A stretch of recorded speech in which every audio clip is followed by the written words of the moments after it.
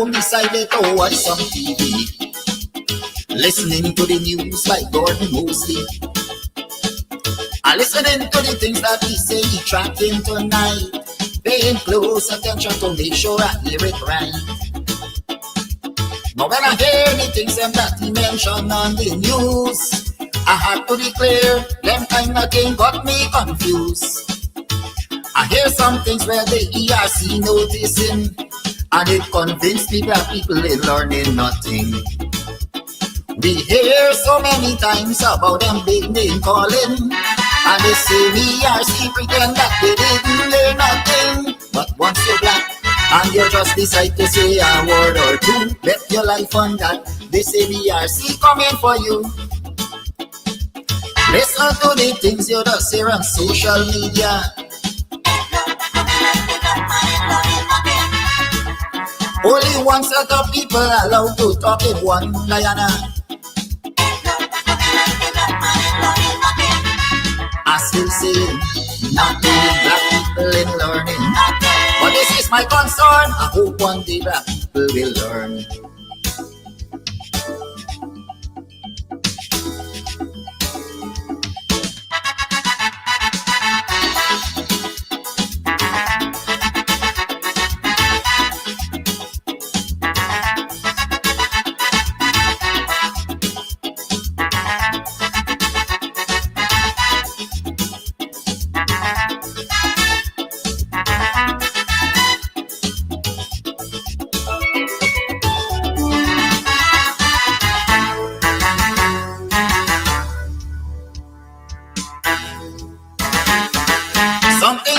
ERC that I would like to know, if any of its members happens to be black people, and if that is the case, I want them to answer this call. Tell me how come none of them ain't got no voice at all. You're showing signs of weakness and you're afraid to be fair, and we see the same thing keep happening year after year. And the day will come when all this nonsense will stop. That will be the day when black people decide to wake up. Not so long ago, something terrible happened. This young Indian man want to kill out all black people by poison. But if his shoes was on the other foot, would have been a big threat. But up to this day, this ERC can do nothing as yet. How come it's only black people committing cybercrime?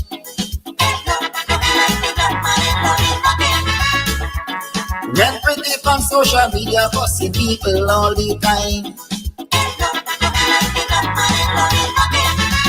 I still say black people in learning.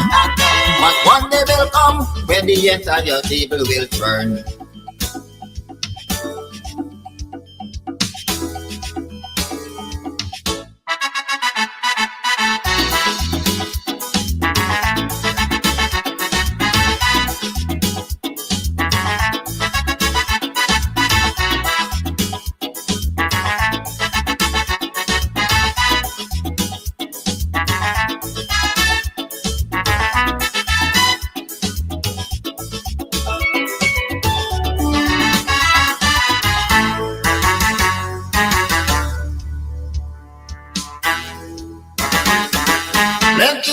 Excuse me, see they fail to condemn, because these people think that the law is only for them.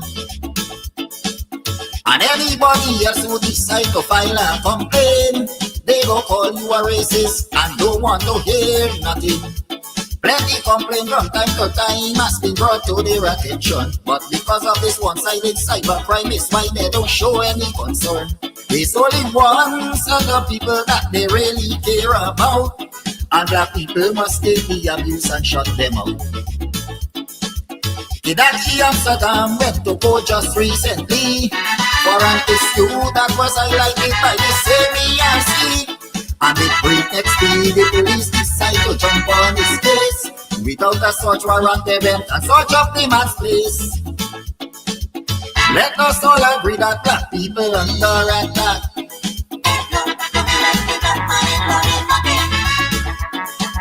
Different laws for you and me just because we black. I still singing. Black people in London.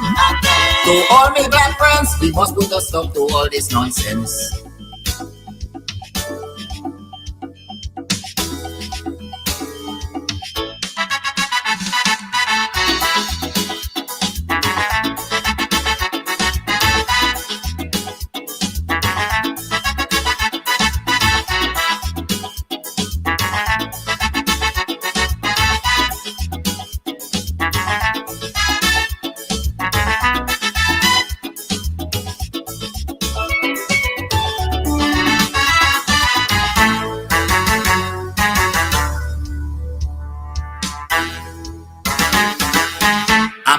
Cybercrime laws to keep people silent, just to make sure nobody criticizes government. And while that is a very clear case of dictatorship, it is no surprise that the ERC ignoring it. Why only the chosen few is allowed to have things their way, when people like me and you must have nothing to say? And when ministers in the government start to launch their attack, you never hear this ERC come out and talk about that. They send a policeman all the way to New York. This fella went up there to serve a customer on with forward. Under they say, this government decide to fabricate a case, but like they forget the warning they get from Latisha James. The vice president is prepared to use as a low life.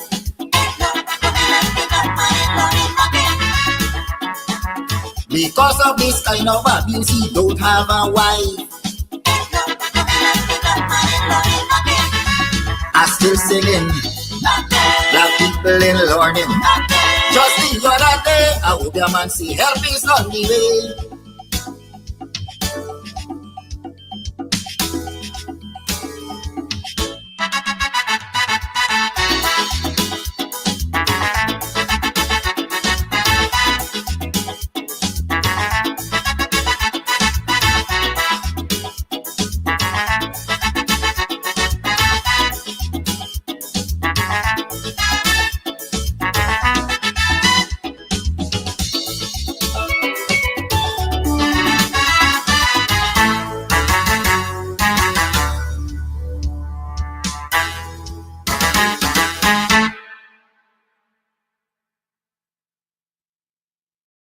All right, so today we are here at Club Twilight up in Buxton, and we are here to talk about all that's going on up here. Trust me, if you are on the East Coast, you're in Buxton, you're in town, you're looking for a place to get away to, this is the place. The Cutters, mwah. Listen, I'll be having some just now again. We'll talk about that. And then, of course, the ambience is beautiful, fully air conditioned. The decor is on point. The music's on point. Everything's on point. It's just me. I need some work. But everything else that belongs to this club here is on point. So if you want to find a nice little place or you can just drive out of town and have some drinks, have some food, you can call, you can order your stuff and just take it. You don't have to stay. Or if you want to stay here, that's what's up. And of course, they have special events for Valentine's. You can rent a hall. You can rent a hall, honey. You can rent a hall for weddings, for birthday parties, to have a bash. I hope he edits that out. But you know, whatever it is, this is definitely the place to be. So it's on Sideline Dam. You definitely want to ensure that you check this place out. But it's on your to-do list. All right, on your to-do list. This is definitely the place to check out, you know, a really cool, chill spot here in Buxton. I like this. This is, Buxton needed this. We needed this. I needed this. You definitely needed too. Thank you. All right, so you might be wondering where we are. Still in Buxton at Club Twilight. That's where we are. So Club Twilight also has like an Airbnb as well. So you could come, drink, drunk, and come in the back here and lie down. Look at that. Look at that. Perfection. And the people come in the room and so on. The bed sheet matching the blind, matching the carpet, matching the this, matching the that. We know but we things in Buxton don't play with we. So definitely, if you want to come and you may be having a wedding or whatever, and you just want to overnight and just have a good time because you're gonna be drunk. We got too much road accidents, so you definitely want to come drink, have a good time. They have several rooms that you can rent. You have your toilet, you have your bath, you have your sink, you have your dining area, you have the. This is nice. I like it. Anyways, to my friends and my family, if you're looking for me, I'll be overnighting. Also, for those persons who are traveling in from overseas, you want a nice, cozy place out of town, then Club Twilight, call them up, look them up on social media. They have their own Facebook page, and ensure that you come up the side and have a good time. Have a good time. Have a good time. Sorry, I'm sorry. That's it. Are you hosting an event? Do you need ice, party ice in large or small quantities? Then call us at 622-5933 for the best party ice available. $1,000 per bag. We do delivery. EC Crystals, Sideline Dam, Buxton North. Call to have your orders filled today. Stop running around like headless chicken. Go to Ashton's Marketplace for whole and cut chicken, beef, pork, processed meats like bacon, beef franks, smoked ham, ground pork, calabresa, and lots more. Ashton's offers wholesale and retail. Check them out. Call 613-2332 or WhatsApp 434-327-3955. Ashton's Marketplace at 72 Rob Street, Border. Planning a party? Worry no more. We have all the supplies you need. At EC Party Rentals, we have folding chairs, folding tables, square tables, round tables, long tables, short tables, big tables.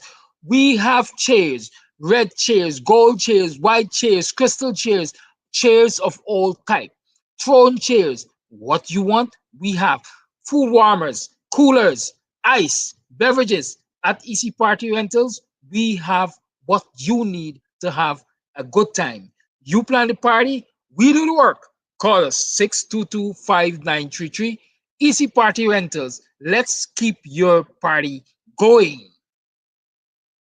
You can get meat anywhere, but for the best cuts of chicken, beef, pork, mutton, and lots more, check out T and W Harris Butcher Shop located in the East Ramveld Market Meat section. Call us on 609-7168, 641-4494. Ask for Rastaman. T and W Harris Butcher Shop for the best in fresh cut meats and lots more.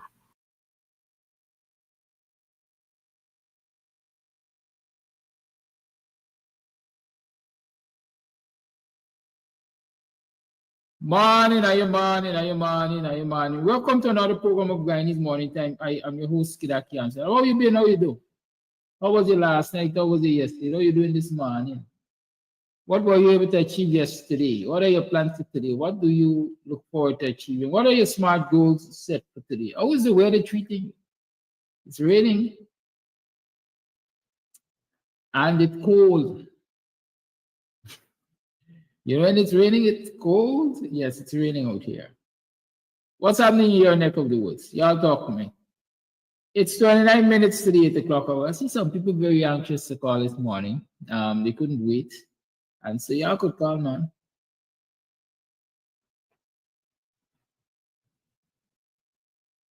Y'all could call. The lines are open. It's Wednesday. Yes.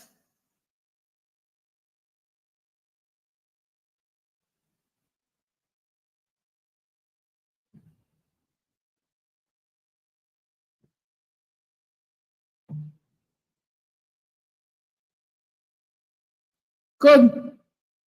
So we have been up. It's why we get the early morning views out. Fiona Harris, so what side you wake up on? It's a new name I'm seeing though. Fiona, is it your first time on the program? Welcome to the program. I can't recall seeing you before. And Omar Kerr Wilson. These are new viewers, I would want to believe. Thank you for joining us on Camps TV. And be of your best behavior. We would rather you not cuss out each other, but rather engage in uplifting discourses. You know what I mean? The ERC is concerned. ERC is concerned that Camps TV allows people to cuss one another. So it's called democracy, right? It's called democracy. Whatever is said on this program by viewers and commenters is not necessarily the opinion of the host, but it's a demonstration of what democratic practices are. And it's the viewers and commenters' exercise of the right to free speech. But a lot of people expect me to engage in censorship, should I? I noticed the US ambassador is saying that they're concerned about the harassment of journalists and censoring of journalists and so on. That's an indictment in Ghana. Because if we're supposed to have this democracy, democracy brings with it rights and responsibilities. Lots of freedom. Lots and lots of freedom, but also lots of responsibilities.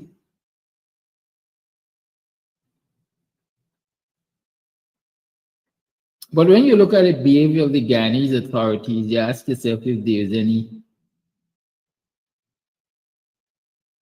freedoms left in this country, if there's any freedom of association, if there's any freedom of speech, if there's any freedom of movement and stuff like that. As here, let me tell you, as you all might very well recognize, I haven't had a long, lengthy, in-depth discourse about the nurse Tiana Lewis King. I think that's her name, Tiana Lewis King incident. But when one looks at the injustice meted out to that young lady, you have to wonder, where will it end? You have to wonder, what is the role of the judiciary? You have to wonder if there's really separation of powers. You have to wonder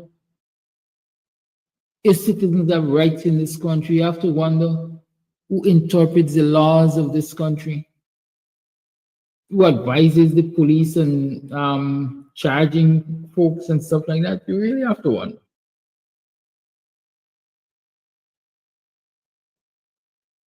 Because let me help you to understand the injustice that I recognize.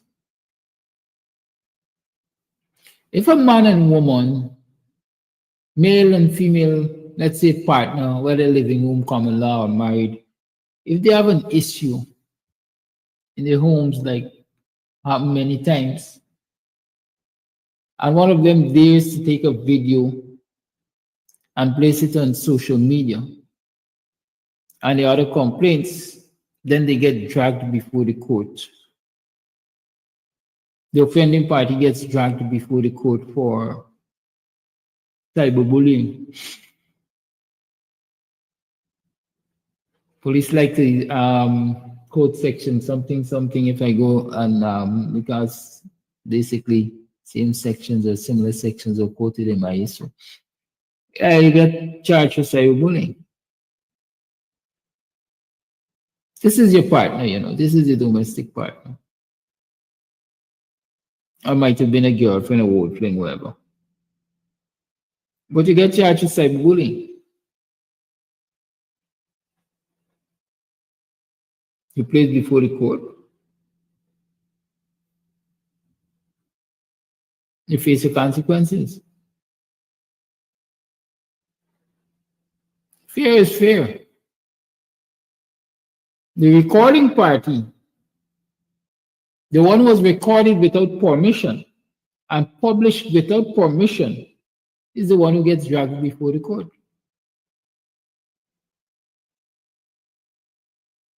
In the instance of Nurse Tiana Lewis King, the offended party gets dragged before the court. Yes, the offender also got dragged before the court. But the offender was placed on bail. And the offended party is incarcerated, remanded to prison. From where I'm sitting, in the first instance, Nurse Lewis King should not have been charged. And I challenge any legal person to tell me that I am mad to think that she should not have been charged, because she did not cause that recording to be made nor published.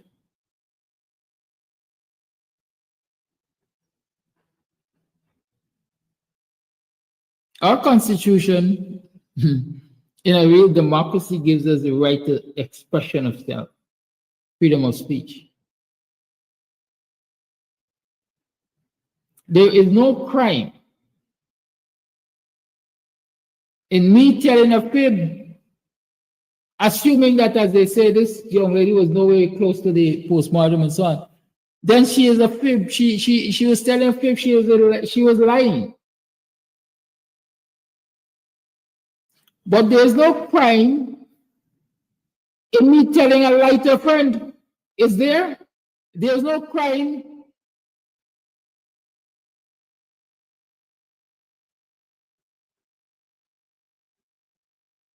if I get with my colleagues and I decide to tell them a lie to pick up myself and swell up their head.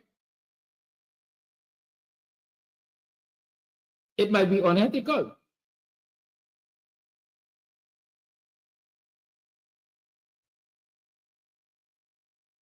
When that is found out, I might be considered untrustworthy.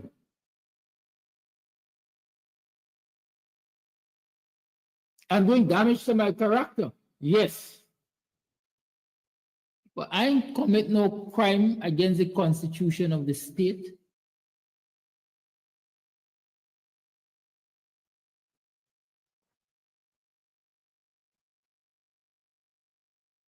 I am lying on my bed with my foot cocked up in the air and my cell phone to my ears, and I gaff with a friend who I'm trying to impress.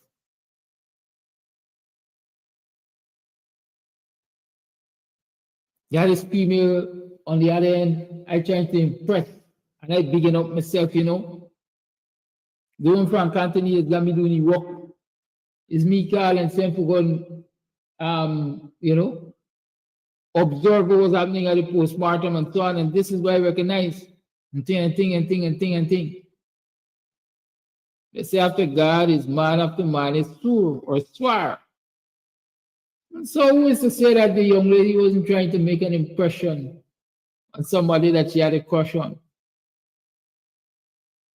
Is there a crime in that? Not from where I sit.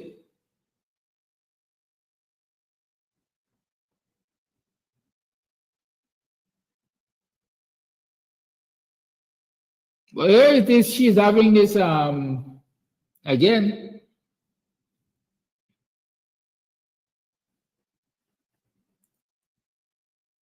Imagination, or she has this wild imagination that she was there and blah, blah, blah, blah, blah, and so on and so forth.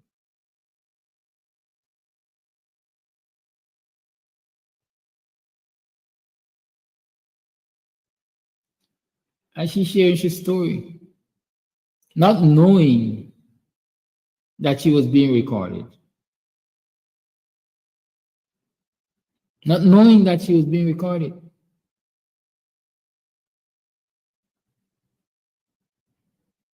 The recording hits the airwaves and she gets charged for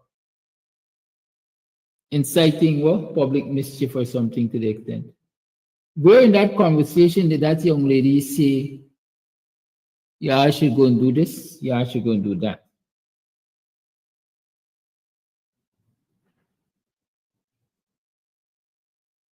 Where did she insight?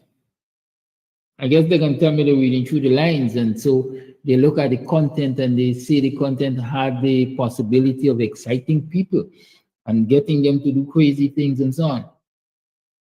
But every day this government is issue content that excites people and get them to do crazy things. But people don't do crazy things.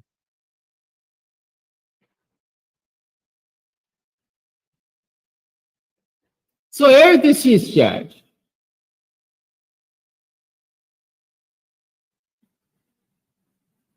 Here it is, she is charged for just expressing herself, free speech, within the confines of her private space. She didn't invite anybody to record her. And you know what that reminds me of? The Monroes. Who can remember the Monroes?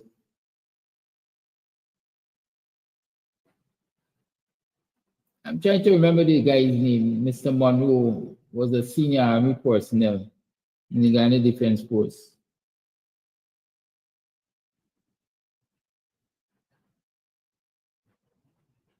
When I understand he was entrapped by a bottom liquor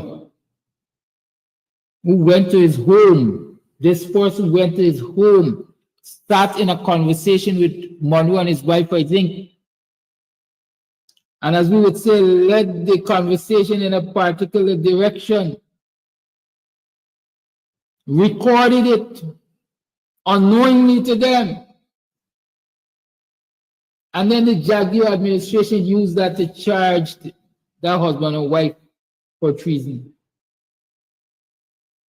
To charge that husband and wife, Bruce Monroe, thank you, Sandra. Charge them for treason. That family suffered tremendously. They were exonerated. But by the time they were exonerated, the damage was already done. I think the wife operated a private education institution, if I remember clearly, that had suffered.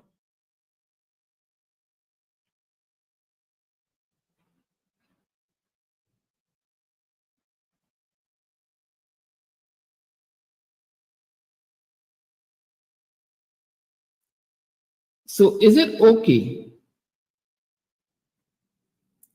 for some informant or whatever you want to call him to just present information? You get rushed to court on a charge.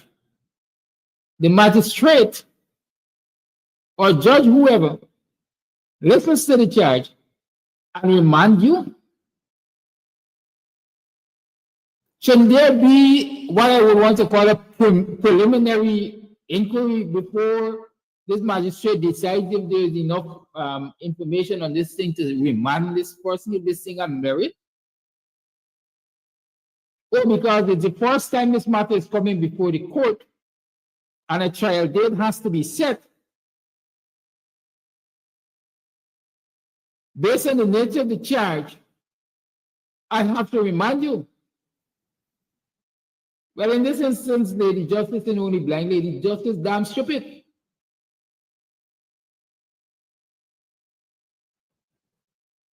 Because let's reason it this way. If as the prosecuting officer, let me call it that, I want you to be punished whether you're guilty or not, there's a difference in the way I can file a charge. In this instance, the young lady was charged, maybe indictively, is that the word they use? Because she was not allowed to plead. Because she was not allowed to plead. She couldn't plead guilty? No, not guilty. So the charge was read because of the act under which she was charged. She doesn't get to plead. Remand until the next court date. How fair is that? Mandel and the rest of them tried it with my case. They tried it.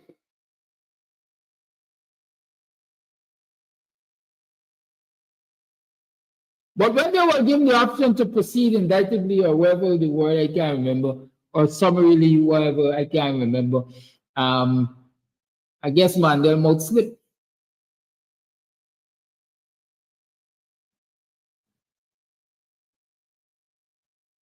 And he went for the option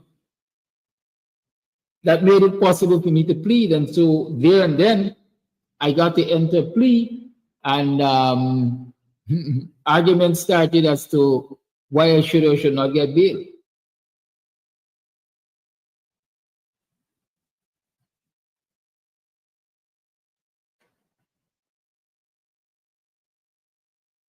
And the case was made. I got bail.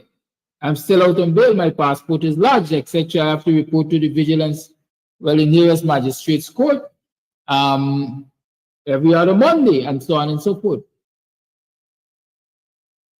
But we are seeing it as a pattern in this country that when the police wants you to be punished, or the government, quite frankly, wants you to be punished,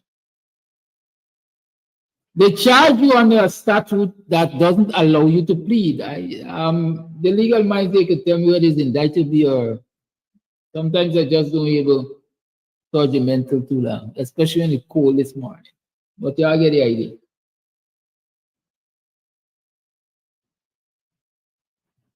They charge you on a statute that says that, you know, you ain't got to plead, you can't plead.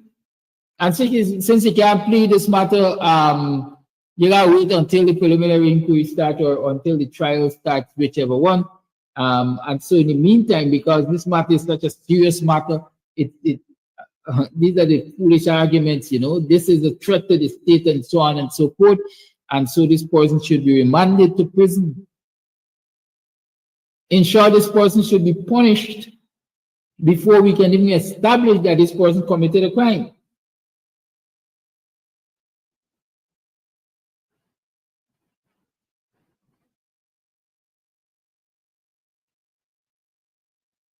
I remember Death Commissioner of Police Henry Green saying to me when my brother was murdered, Mr. Amsterdam, you just say we are suspect, we will pick them up. And they will be remanded. He's not a judge, he's not a magistrate, but he knew they were going to be remanded. And there will be so many remands that by the time they prove their innocence or we find them guilty, you will be satisfied because they've been locked away for such a long time. Henry Green said that.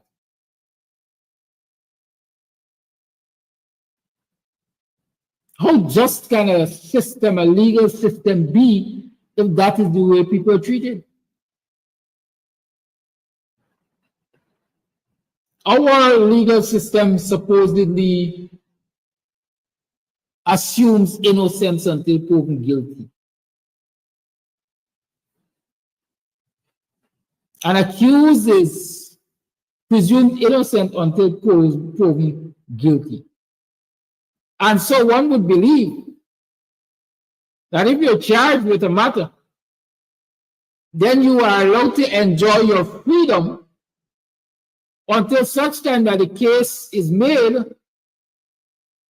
to confirm your guilt and you get punished. No, in this Chateau country, you get punished from the time you're charged because you get locked away and remand.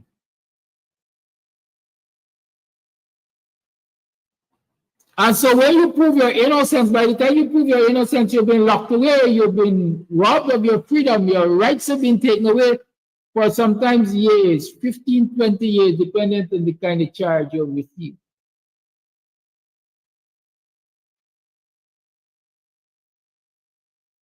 And then the court finds you not guilty, and what you do? You walk out of the court with a broken life, damaged family relations, destroyed career, and all of that. And in most cases, you don't even get as much as a sorry, as much as an apology from the state. There's no restorative justice. in that you're not compensated for your pains and sufferings to this time you've been on remand. Some persons have gone down the line of suing the state. Some persons have tried suing the state. What has been the result of those lawsuits? Many of them sit there and they languish.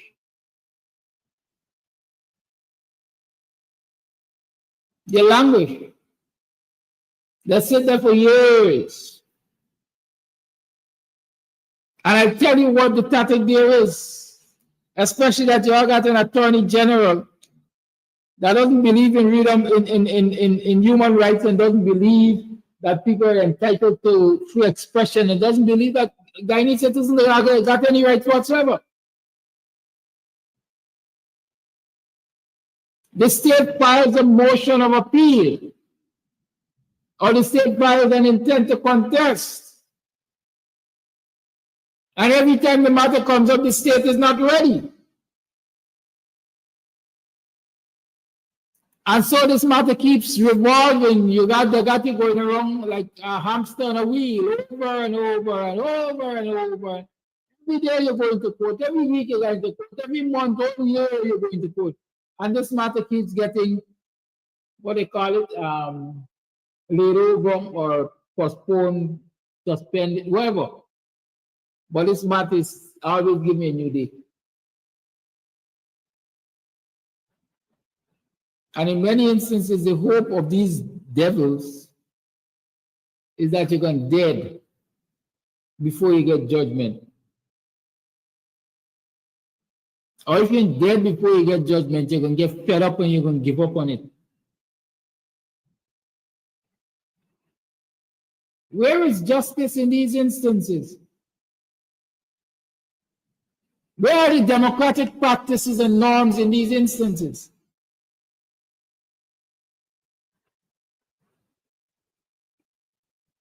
So here is Nurse King locked away.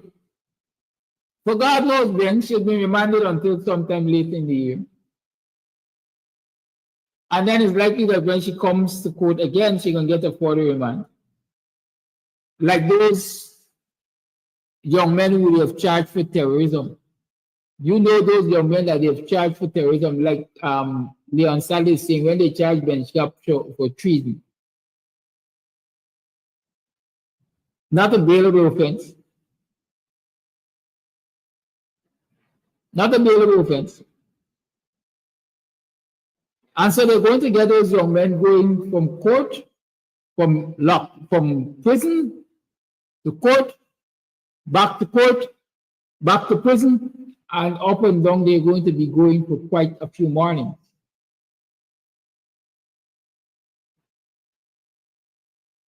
When they come out from there, in most instances, the health is compromised. Physical health is compromised. I remember when I spent 2 or 3 days in the lockup, Reinvelt and La Penitence, I think. I ended up with a nasty cough. My respiratory system was compromised and all kinds of things. Imagine those people who have to be in those facilities for an extended period of time.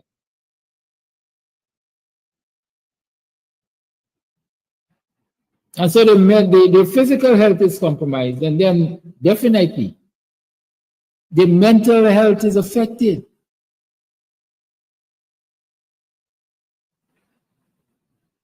They mess with your mental.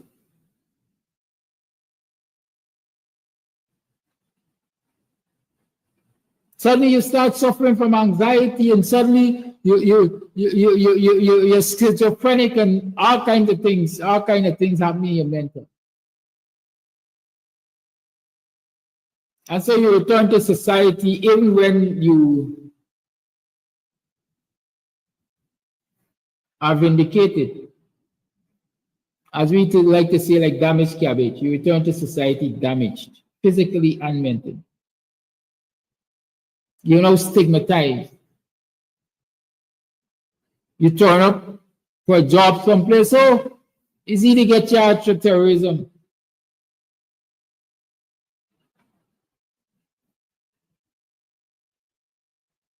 Is he they get charged for inciting violence?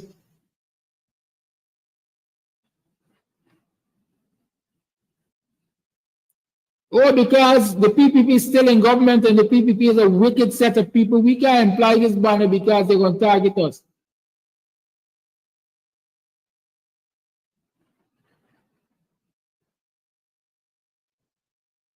In the instance of Nurse King, this is a career choice. Nursing is a career. Nursing is not just a job for most instances.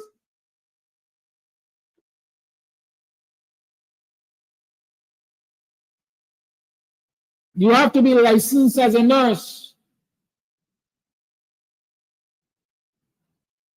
With a charge against your name, a criminal charge against your name, how does that affect your ability to be licensed thereafter?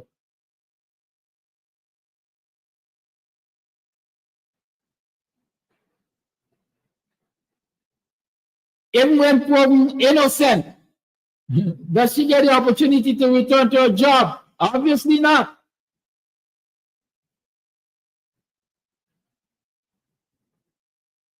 What is her employment status once she's incarcerated on remand? I mean, these things aren't considered by the courts.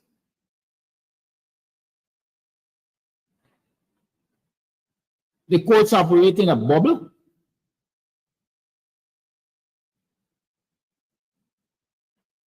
Or is it that our judiciary is so overburdened with cases, there are so many backlogs, and there are too many cases for magistrate on a daily basis that they don't have time to consider the merits of anything on the first calling?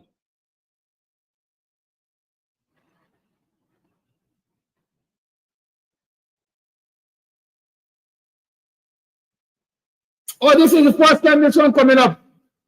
Put you in the lockup, you're going to come back to that when we get a chance in another month's time.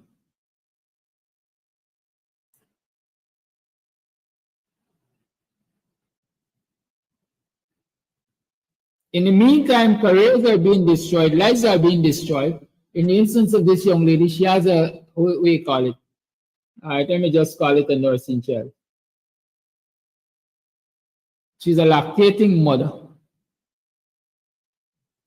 There are women in their homes who will tell you the pain and suffering they feel when that breast is filled and the child is not nursing. Imagine she's in the lockups and that breast is filled.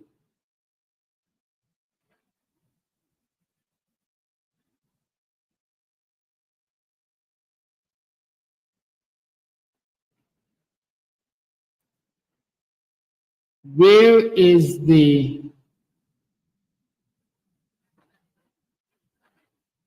compassion on the benches? There ain't no compassion. Magistrates and judges are not human. There's not supposed to be a human element involved in the interpretation of the law and the administration of justice.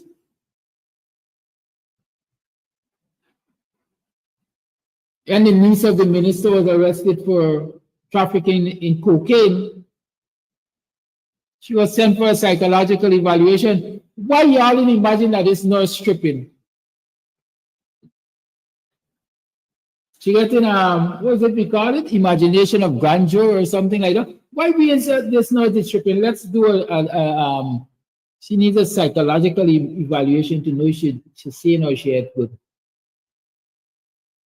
Because what would make her want to make such exorbitant claims as being present in this post-mortem exercise and witnessing all of this and being asked to go there as a representative of the minister and is a relationship where the minister frequently calls on her to look into matters like these and so on and so. I really believe she might.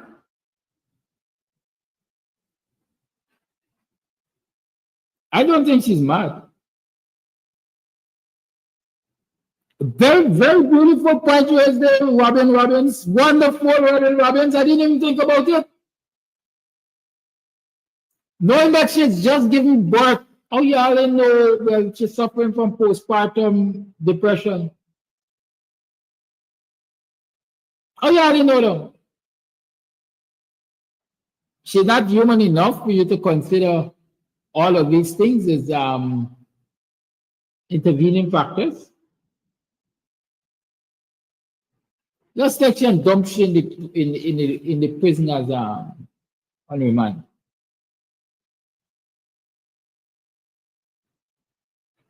Because what she said, despite the fact she didn't say it publicly or she didn't say it for the public knowledge consumption, seems to be laying bare the wickedness of the PPP. Seems to be laying bare the attempts to cover up the murder of Adriana Young.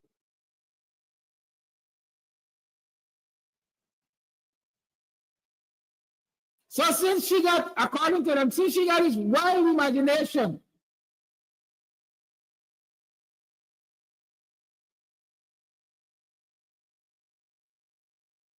about what happened in that theater, that mortuary. And it seems to be in keeping with what the citizens are thinking and what the parents are saying. And when the evidence is reading, this girl is a danger to us. Let us lock her away.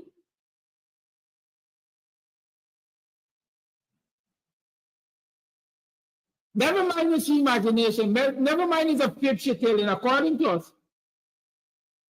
Never mind she just gave birth and sometimes it's depression talking. Let's just lock her away.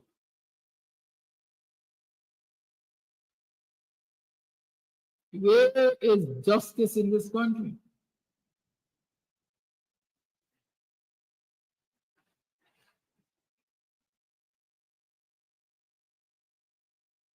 Where's justice in this country? You are allowed to be unjust to me. And then I prove my innocence. And we're going to tell me sorry?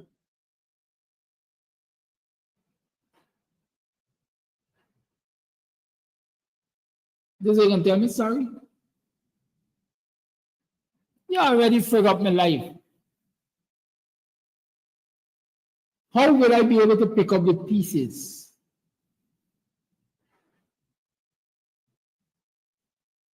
Can anybody imagine the torment this young mother is going through, knowing that she is incarcerated and her child is out there, not being able to suckle, not being able to experience a mother's love in her critical moments? But we ain't considering that, right? Is anything a heart? Definitely there's no heart on the bench.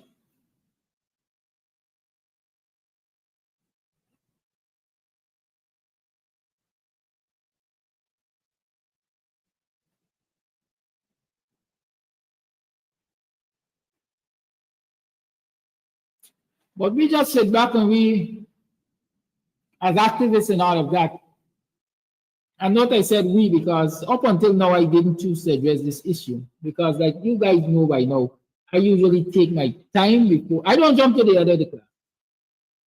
I've always been a backseat boy. I like sitting in the backseat and observe. I like watch y'all from y'all back. I like watch y'all back. And when I have had enough time to observe and to assess, then I come to the front of the class and I say, well, in my opinion, this is wrong, this is right.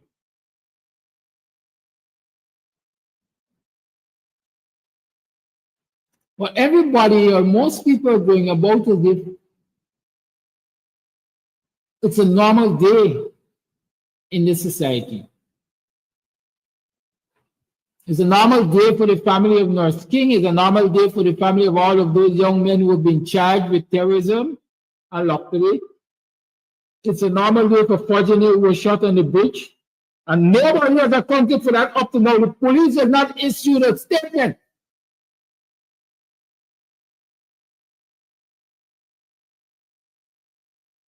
No evidence has been released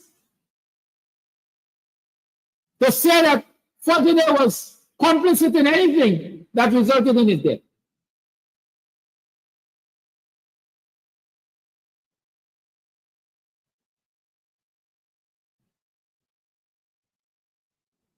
Likewise, Samuel, what's his name?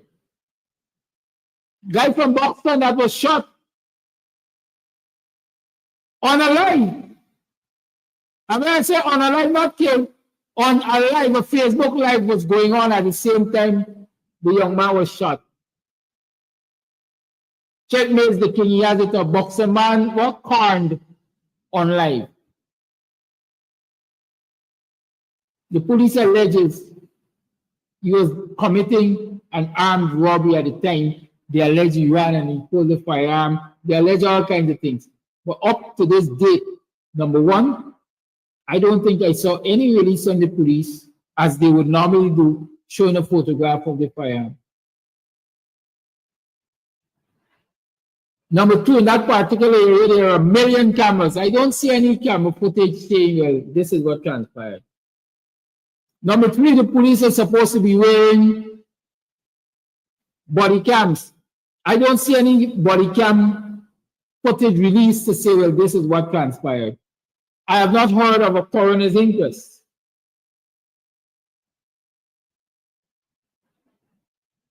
I have not heard of a coroner's inquest. You know what is a coroner's inquest?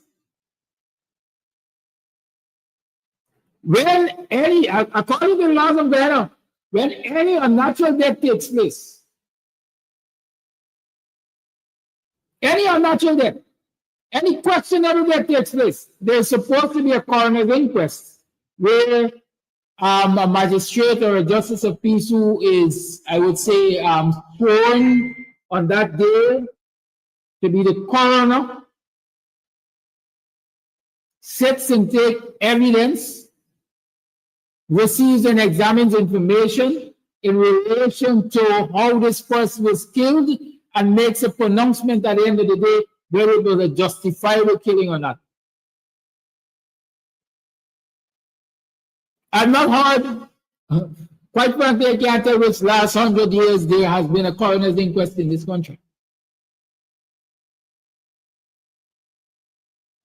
And so the law is being observed on the beach. So there's not been an announcement of a coroner's inquest in the murder of Orangi, I think his name is Samuels, despite the fact that people are saying this young man was not involved in any such activity, except that the police pulled up one of the ranks, aimed straight to his head and shot him. Cold-blooded murder. That is the description I got.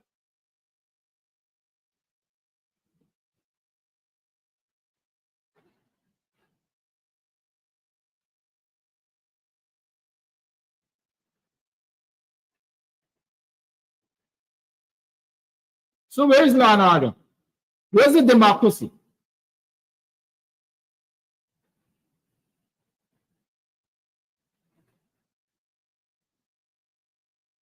But someone has raised an interesting perspective to this. Because the police, according to them, they're still coming through footage, they're still coming through videos, and they're still identifying people, and they're still locking up, arresting people, and locking them up, and so on. And the question was asked,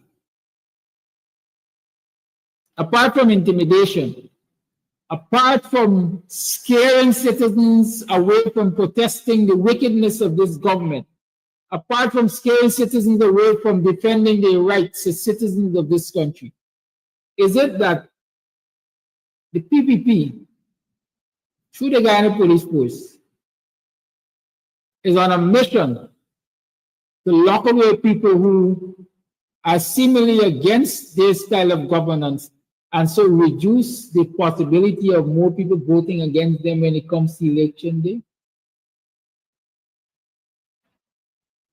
Is there a possibility? Is this a new way of suppressing the vote? Is this voter suppression? Because when you lock away all them black people, according to, if you look at the statistics, you're going to see that a large number of the people who are locked away right now, following this fallout from the Adriana Young murder, abduction and murder, you recognize a large number of them come from a particular ethnic group. And knowing how politics is polarized in this country, one assumes that these people will be voters for a particular political group. Is it voter suppression happening there?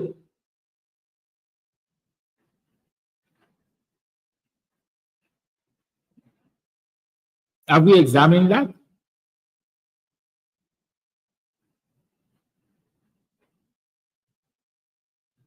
Are we just going to sit back and say, let quote unquote justice takes its course? Whenever they bring them to court, they bring them to court.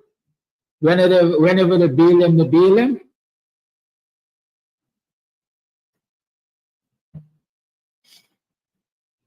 What if they offer bail and the relatives can't pay because they're broken?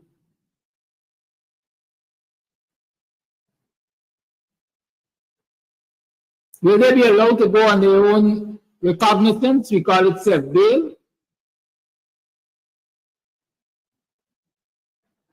Or the only kind of bail that is recognized in this country is cash bail?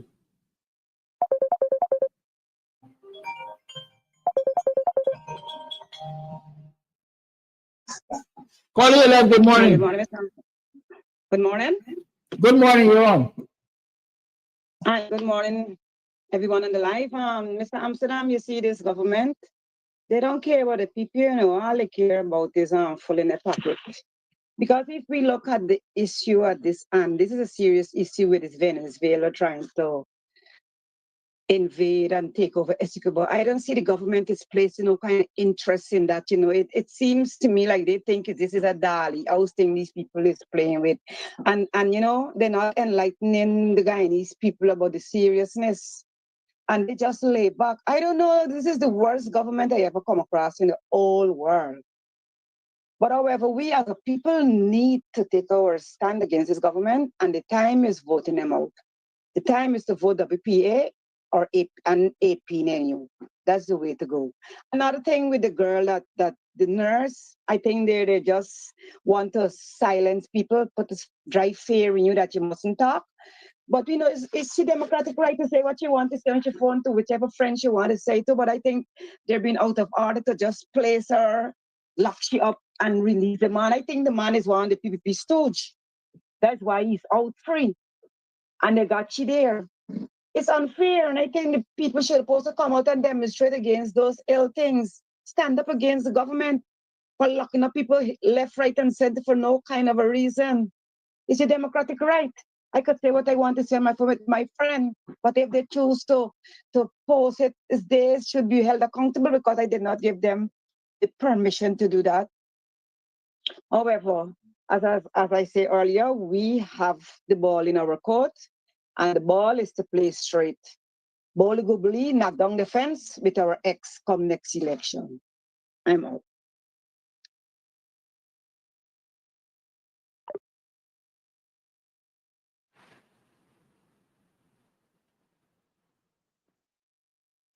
Look around the world. Around the world, when government misbehaves, citizens react. Right? Citizens react. But in Guyana, we dare not react, right?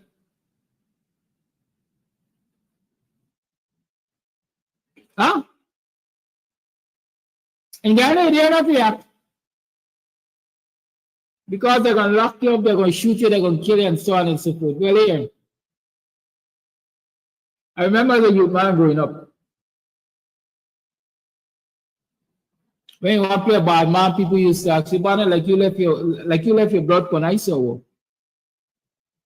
Have you ever heard that saying? Like you left your heart for ice or what, Banner? Because like you're fighting for death. But you could death, you know. Right? What was the talk back then?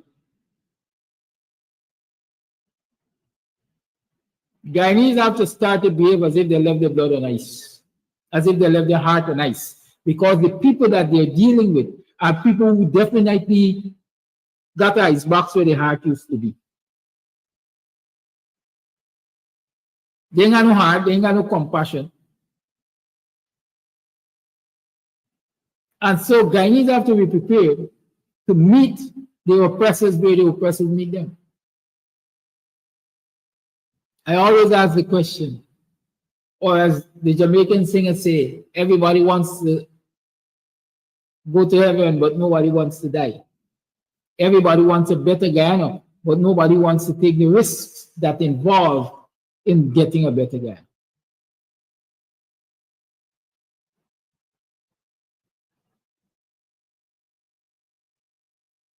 The PPP was shuddering.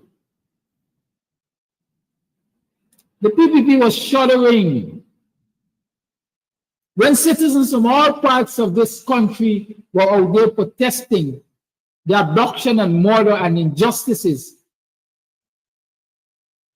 Abduction and murder of Adriana Young, and injustice being meted out to our family and the rest of this society by the PPP government.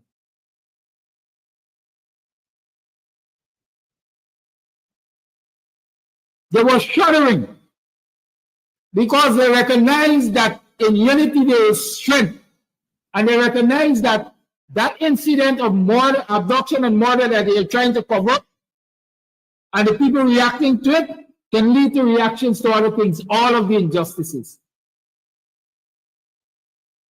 And so they decided, hey, we got to pull this back quick. We got to kill a couple people and put the fear of God into the hearts of others. And that is what they did.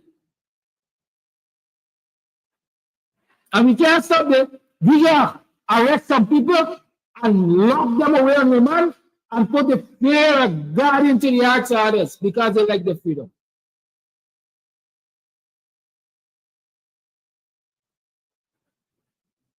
When they declare that curfew for 24 or 48 hours, they declare that curfew because they wanted to buy time. They wanted to get people off of the streets so that they can buy time to sit at the table and decide what is the best approach to silence Guyanese citizens. You don't know. And that curfew was as limited as it was.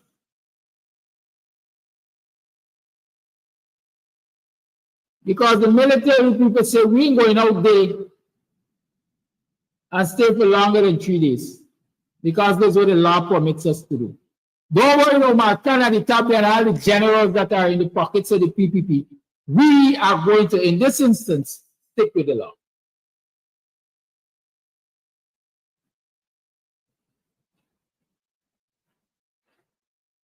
And so you see the army came out and they dilly-dally for a couple of days, and then the curfew got lifted and the army went back to backs. It is because the army, as I like to say, the platoon sergeants were the people who really and truly carry the swing in any operation of the army, say, hey, we ain't doing more than the law permits us to do in this instance. And you know what that is saying to people? It is saying to people that the rank and file of the army has reached the point where they recognize that this government is an unjust one, an unjust government. And they've reached a point where they recognize the cries of the people.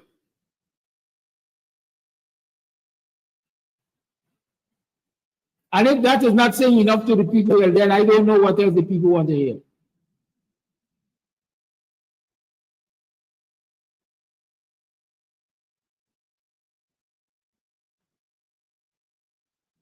And your wicked government recognize that the people that they previously relied on to bully citizens into silence were not necessarily going to do that this time around. And so they turned to the sheriff's security. And they put Barry wearing a precept in police uniform as morally warriors around the society. And so a lot of them were employed by that security company. Put on ski masks and police clothes and were around this place as imposters, because that is what they are.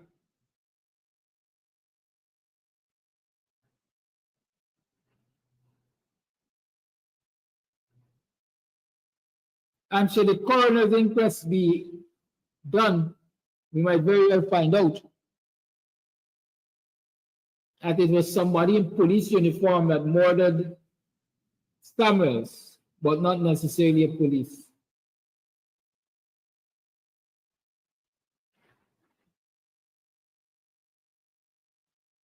How about that?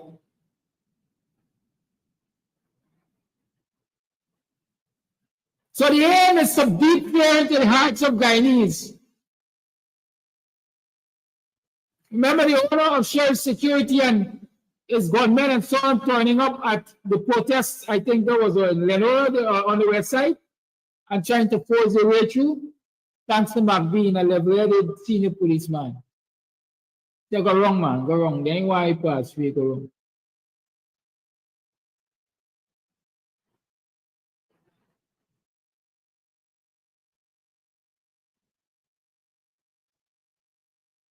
But meanwhile, while they're beating Guyanese citizens into subjection and disregarding the rights of citizens, people are saying they ain't paying attention to Venezuela, that is supposed to have an election in Essequibo on the 25th of May. They're paying attention. But it's not the government of Guyane's place to pay attention. At least that is how it is right now. The people who are paying attention are the people within the White House, the Americans. They are the ones who are paying attention to what's happening in Venezuela, in Essequibo. Because unlike what you might know, what you might believe, the PPP government has basically sold this country. Guyana is the 53rd state of the US as far as I'm concerned.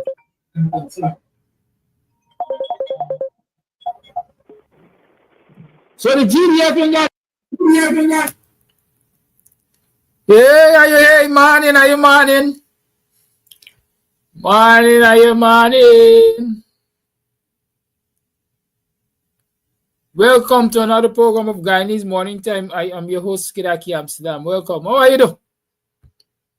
How was I last night? How you passed yesterday? How was yesterday? How productive was yesterday for you?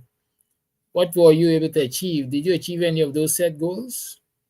I hope you did, because it will be an indication of progress or stagnation. But even if you weren't able to achieve any of those set goals yesterday, I hope you'll continue to plug away at it, because like we say, brick by brick by brick by brick, brick by brick by brick by brick, and we'll get there. It's another Thursday morning on the Guyanese Morning Time on CAMS TV, Facebook, and YouTube Live. We're now broadcasting on TikTok. I'm now live on TikTok. I'm testing it out. I'm using it for the first time. And let's see how that goes. So those of you who are TikTok fans, you can also share the live over TikTok and so on. Invite people to join the live and so. Big up yourself, Sensi and Trev. Lionard, big up yourself. Welcome to my first live on TikTok. I'm Kidaki Amsterdam, the host of Guyanese Morning Time on CAMS TV on Facebook and YouTube. So we'll be talking about this morning. We're talking about lots of things this morning. We definitely got to talk economics with Vincent Jordan. Vincent Jordan is going to be with us in a little while. But hey, I have taken it upon myself to shout out the scripts. Big up to the scripts this morning. And I found an anthem that is quite suitable. Right? Quite suitable to the scripts, I'm sure, because it's a song that was made popular or done by Bounty Killer. And that was some years ago. It was so real that it was banned. It's a song called Look. Look into my eyes. Tell me what you see. Am I your enemy? Right? You're going to hear it for yourself. I can't sing. I try. Right?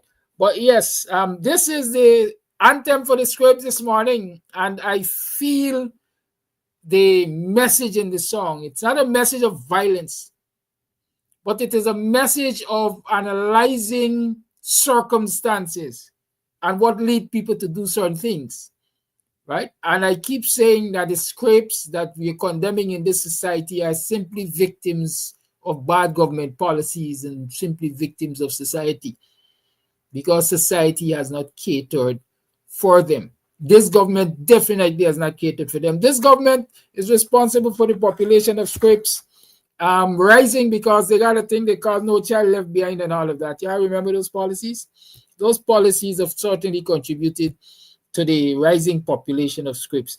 But let us listen to Bounty Killer before we bring in Winston Jordan. Here is Bounty Killer for you. People are dead. People are dead. That's what I've said. The blind must be led, the hungry must be fed. Hey yo, the Lord, I'm looking through all this fear over here. Hey yo, nobody cares. Take a look in my house. We're moving out in Camp TV today, right? Hey yo, Lord. Look at my shoes, can you see my toes? But that's all the trouble, girl. Nobody knows. Look into my eyes, tell me what you see. Can you feel my pain? Am I your enemy? Give us a better way. Things are really bad. The only respect to Johnny and the Johnny. Listen to my voice. This is not a threat. Now you say the nine. Are you worried yet? You be talking about you want the world to see, but when you show us home, we will show you peace. Look into my mind. Can you see the world? Can you tell that I wanna help myself? But if it happened that I seek you for your ring, don't be mad at me, it's a survival thing. Look into my heart, I can feel your fear. Take another look, can you hold my stare? Why are you afraid of my younger face? Or is it this thing punching in my waist? Look into my eyes, tell me what you see. Can you feel my pain? Am I your enemy? Give us a better way. Things are really bad, the only friend I know is what I have. Listen to my voice, this is not a threat. But now you see the night. Are you worried yet? You be talking about the one you want to see. But when you show us hope, then we will show you peace. Look into my life, can you see my kids? And let me ask you this, you know what hungry is? Well, in this part of town, survival is my will. For you to stay alive, you got to rob and kill. Look into my house, when you're living there, look me in the eyes and tell me that you care. Well, I made up my mind to end up in the mall. I know I'd rather die, a man I live like dog. Look down on my shoes, can you see my toes? The struggle that we live, nobody really knows. Something out yourself, would you live like that? And if you were to death, you would have most gunshot. Look into the school, tell me how you feel. Want your kids to learn without a proper meal. Then what you have in place to keep them out around. If them chop out of school, them out of house, them gone. Look into my eyes, tell me what you see. Can you feel my pain? Am I your enemy? Give us a better way. Hey, Nicholas, welcome to the live. Keep burying the old crew. Maybe in his house. 27 to 7. That sounds like a sweetness. You want the world to cease, but when you show us hope, then we will show you peace. Look into my mind. Only 77, not 77 times the sweet. But if it happened that, I stick you for your ring. Don't be mad at me. It's a survival. Look into my heart, I can feel your care. Take another look. Can you hold my stare? Why are you afraid of my young Burns, Sutherland, pick up yourself from one. Can you see my kids? Let me ask you this. You know what hungry is? In this part of town, survival is my will. For you to stay alive, you got to rob and kill. Look into my house, would you live in here? Look me in the eyes and tell me that you care. Well, I made up my mind to end up in the mall. I know me rather die. I'm on a live like God. Look into my eyes, tell me what you see. Can you feel my pain? Am I your enemy? Give us a better way. Things are really bad. The only friend I know is this gonna have. Listen to my voice. This is not a trend, but now you see the nine. Are you worried yet? You be talking loud. You want the world to cease, but when you show us hope, then we will show you peace. Look into my eyes. Tell me what you see. Am I the enemy? You know, the only friend I have is this gun that I have, this knives that I have, because nobody cares. Nobody is feeling my pain. Nobody got time with me. If you can hear us this morning in the lockdown there, Nurse Tiana Lewis King, we got you in mind. We will keep you in our prayers. But here, prayers without works is dead. People got to do things to ensure that the authorities understand that this inhumanity must come to an end. Understand what I'm saying? Right? All those young men who came out in protest demanding justice for the life of Adriana Young, who are now incarcerated, charged, excessively charged as terrorism. Hold the faith. Hold the faith, we got to in mind. I'm saying it is my desire. I said it before, I'm saying it again. It is my desire that when the government changes, because I am almost positive that this government will change, this wicked and vindictive government will change. And whoever forms the next government, I'm thinking that Aubrey Norton might stand a good chance of being the next president, has a responsibility to pardon every single one of those young men who have been charged with terrorism and are now incarcerated. Right? So hold the line. Watch with me for a little bit longer. Long time gone, short time left. Keep that in mind. That's what the old people say. You know, but let me tell you, I'm working 2 platforms this morning. So if it looks as though I'm all over the place, you got to understand, I'm working 2 platforms this morning. I'm actually on Facebook and YouTube Live, and I'm doing this very first live on what we call it, TikTok. Lekram Godat, welcome, buddy, welcome. Very Singh, welcome. So my next task is to call Mr. Winston Jordan and tell him that we're ready for his analysis on the economy. I tell you, as usual, you are in for a treat when Jordan presents to us on the economics, you know, because, hey, even the scrapes need to know what's happening with our economy. They got a lot of scrapes in government, you know, but they ain't scraping because they have to scrape. They're scraping because they're covetous, the wicked, the demonic. They're a set of kleptocrats, a set of thief, white-collar criminals. That's what we call them, white-collar criminals. I got some music lined up for y'all today. I don't know how much of it I could play because circumstances make me what I am. Was I born a violent man? Mr. Jordan, good morning to you, sir. Welcome to the program. How are you doing, buddy? I am good, you know. I am good. Congrats that you have made it to TikTok.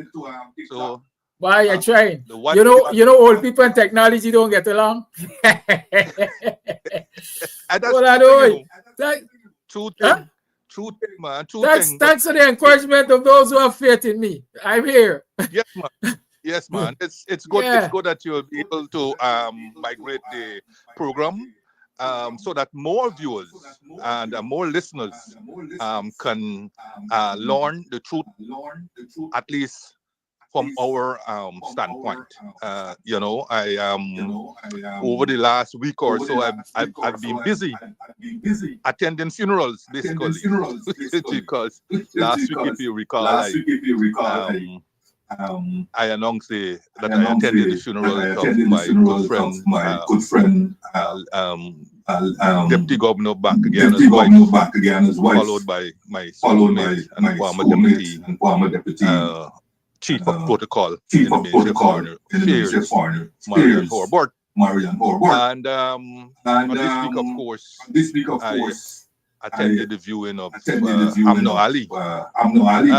But in between, I've been able to attend a very relevant birthday, small but beautiful Sunday. It was the 60th birthday of my good friend and lawyer, Don Kush. You know, not too often women announce the age, but he was proud of her and proud enough to celebrate it among friends. It was a nice, heartwarming gathering at Ormond's Lodge on Saturday. So all the depths, in the midst of all the deaths, there was a beautiful birthday celebration. But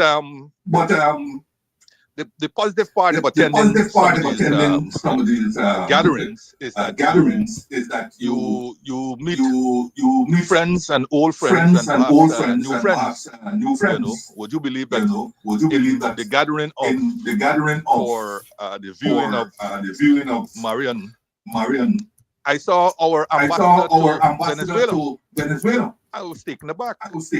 I'm saying in the midst of all that is happening and gathering in Venezuela, I would have thought that we needed our top man there to be gathering pertinent information, especially since we have a very small embassy over there, right? We don't have the kind of money that will allow us to employ, you know, 10, 20, 30 people with specialist skills and so on. But I thought our ambassador would be the man there with his ears to the ground and him send back the intelligence as to build up and the unity of the people and whatever else. But there he was at the viewing of Marian Hobart at Merrimont. And I saw him again at the reflection for Ahmed. So he's in Guyana. I don't know whether he has been recalled for consultations or whether he's on a holiday or whatever.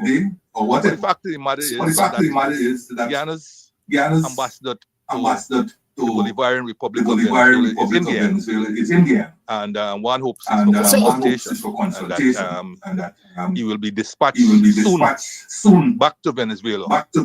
Where he can. Are you saying, Mr. Jordan, in this current, Mr. Jordan, are you saying in this current season, the way things are, the ambassador doesn't even have time to attend the funeral, man? Is it that brutal? No, I'm not saying that. I am saying even on the Yom Kippur. That's why I always talk highly of the Israelis. Okay? While you can absorb your religion, you also have to absorb reality. So when the Arabs thought that because of Yom Kippur, that the Israelis were going to take a day off, or would let down their guard, they were in for surprise on that very same day. So the two can go together. Well, what I'm saying, because we have a small embassy in Caracas. Correct. And since the ambassador is still relatively new, he's not been there for 5 years or 8 years or so on. As far as I know, he doesn't speak Spanish. And so on. So it'll take some time to assess and simulate even some of the intelligence that might be coming in for him. To make sense of it, because he doesn't speak the language. And so on. He doesn't know the nuances of the language and so on. What I'm saying, I thought that at base, sending back the information because it's on us. Okay? As far as I know, today is what, the 16th? So the 25th will be on Saturday next. Today is the 15th, Mr. Jordan. Today is the 15th, but let me ask you this.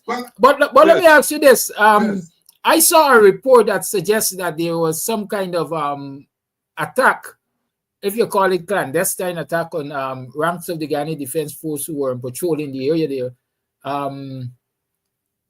I don't know how credible it is, but it's listed as a Travis Chase report that I think 3 groups of men in civilian clothing attacked the military patrol as they were passing. Is it likely that there is some amount of guerrilla warfare taking place? Militarily trained men, perhaps army personnel from Venezuela, dressed in CVs, attacking our military personnel? That's correct. That is correct. And that has to be part of the intelligence. The report on top is accurate because it is carried in today's tabloid news. It is also carried in today's tabloid news. And what Venezuela is doing is perhaps using militarily trained people out of uniform so that it doesn't appear as if it's the army who is attacking them, and as if they have official cover to attack the military in those kinds of guerrilla warfare tactics. I also read in today's paper that the military chief of the GDF was in the area, as they say, as morale boosting. Right? As morale boosting. But I'm going to come to it in a bit more than what I have to say today, because Because, like I said, let me just go back quickly to Amno, because I didn't have an opportunity to pay public respect to her. And there's little that I want to say is that in everybody there's good and bad. And I wish people will tell you your face when you are alive. The things they want to tell you. Instead of waiting when you're dead when you can't hear it, or you can't respond to it. Or you can't respond to it. At the night of the reflection, there I heard particularly members of the government saying all kinds of finding every little spot to highlight about what is the good and so on. And the one I paid keen attention to was the one that was done by Mr. Sheriff. And as she's saying it, I shake my head in our reflection. It is as if things will only happen in this country if X party or Y party is in power. And that power means I am superior to you. Okay? And if you talk back to me and so on, you are subversive and so on. Once you empower, everybody will have to be submissive, so to speak. Is that kind of attitude that comes across, so to speak. And if you're not submissive, then you could be subversive or any other adjectives that you may apply, meaning that you're not cooperating, so to speak. So, some things I hold seriously. We may not have agreed in Parliament, where we should be agreeing. Most of the time, if we are national, if we want to have national development and progressive and inclusive development, or we may not have agreed because of our ideological or party affiliation. But once we leave Parliament and you're on the corridors, you will ask, well, how is your children doing? And all those mundane things. I call them mundane relative to what we discuss in Parliament. Most of the time, the two parties can't agree in the Parliament. And hence the continuation of a situation that is fractious in the society. It's all well and good you ask how my children do it. Human beings are expected to do that. Animals do that. But that is not.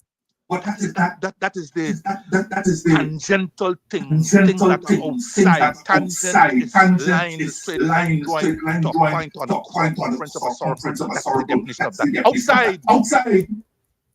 But what is it inside there? Parliament. There is little or no attempt to move towards inclusion and unity.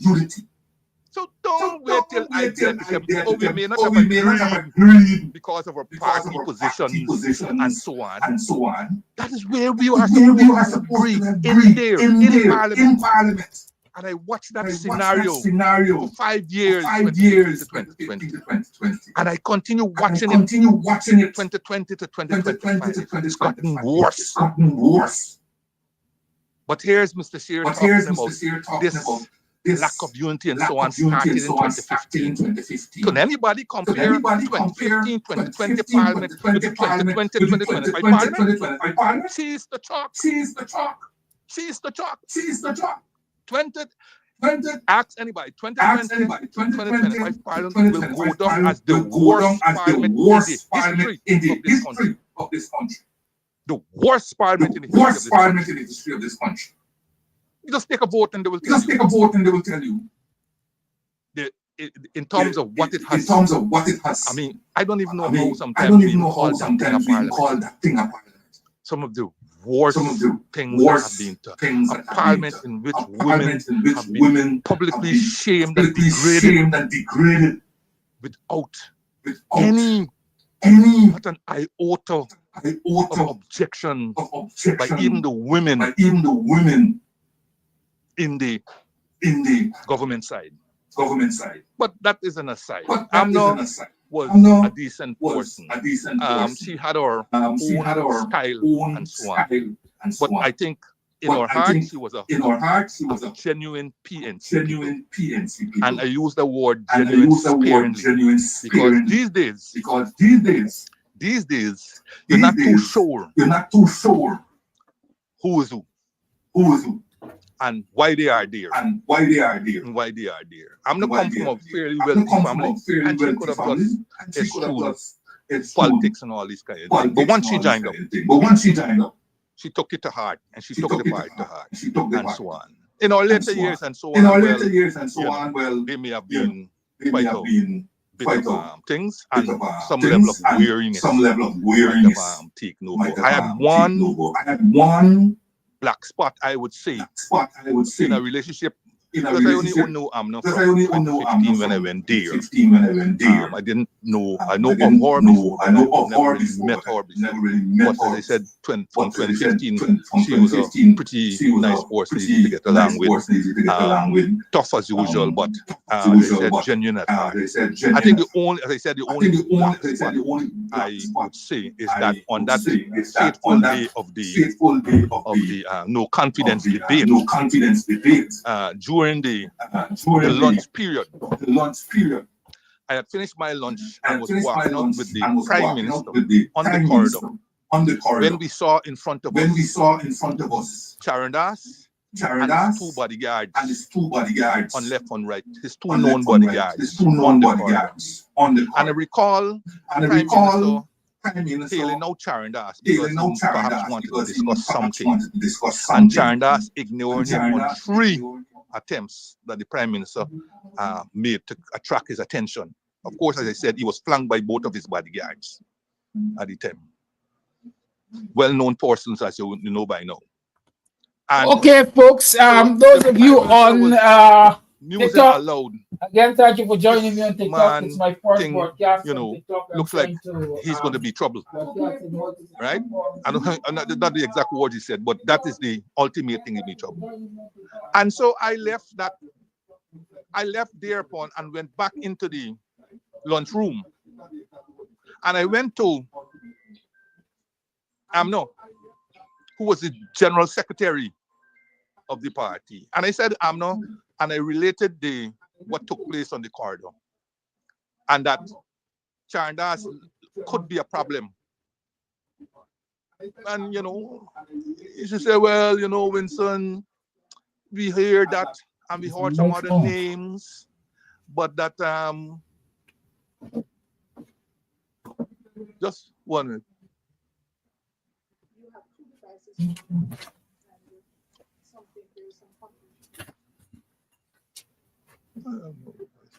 doesn't have a device on here, so it must be somewhere else.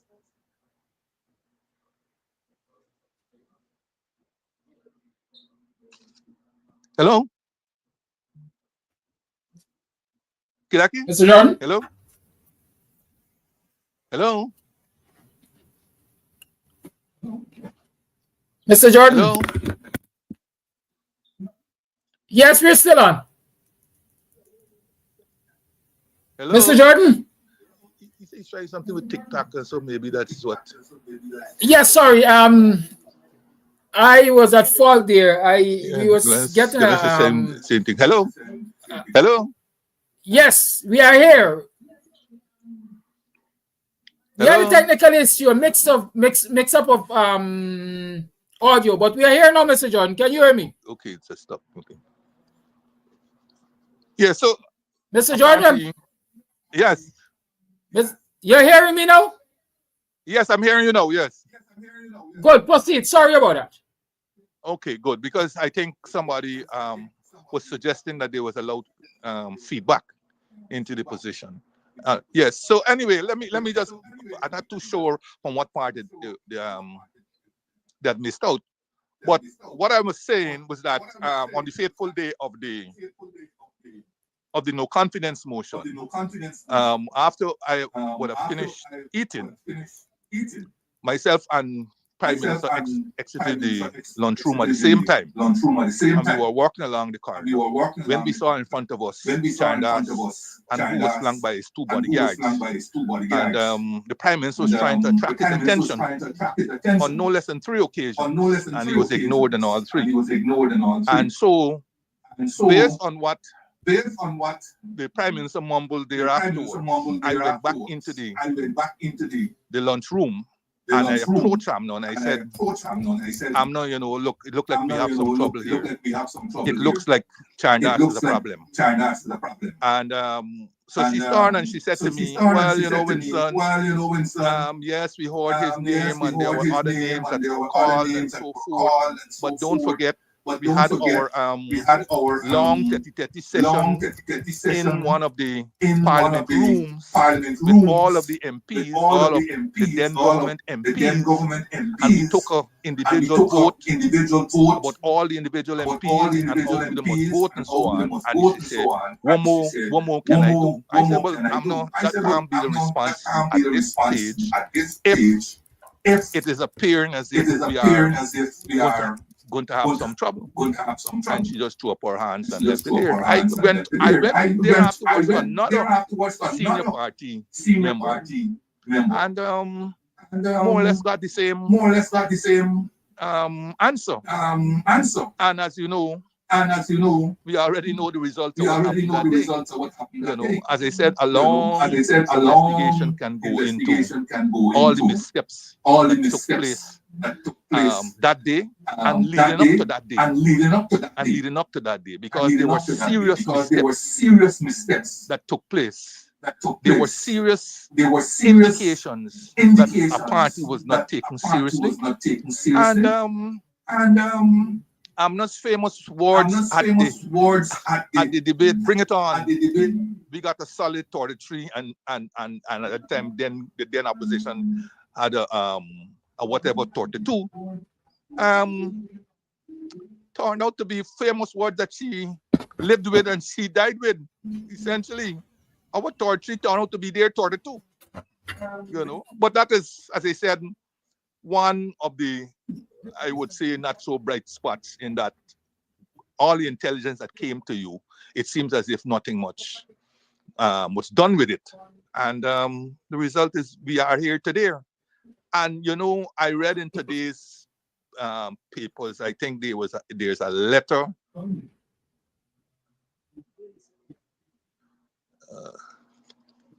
it's not me.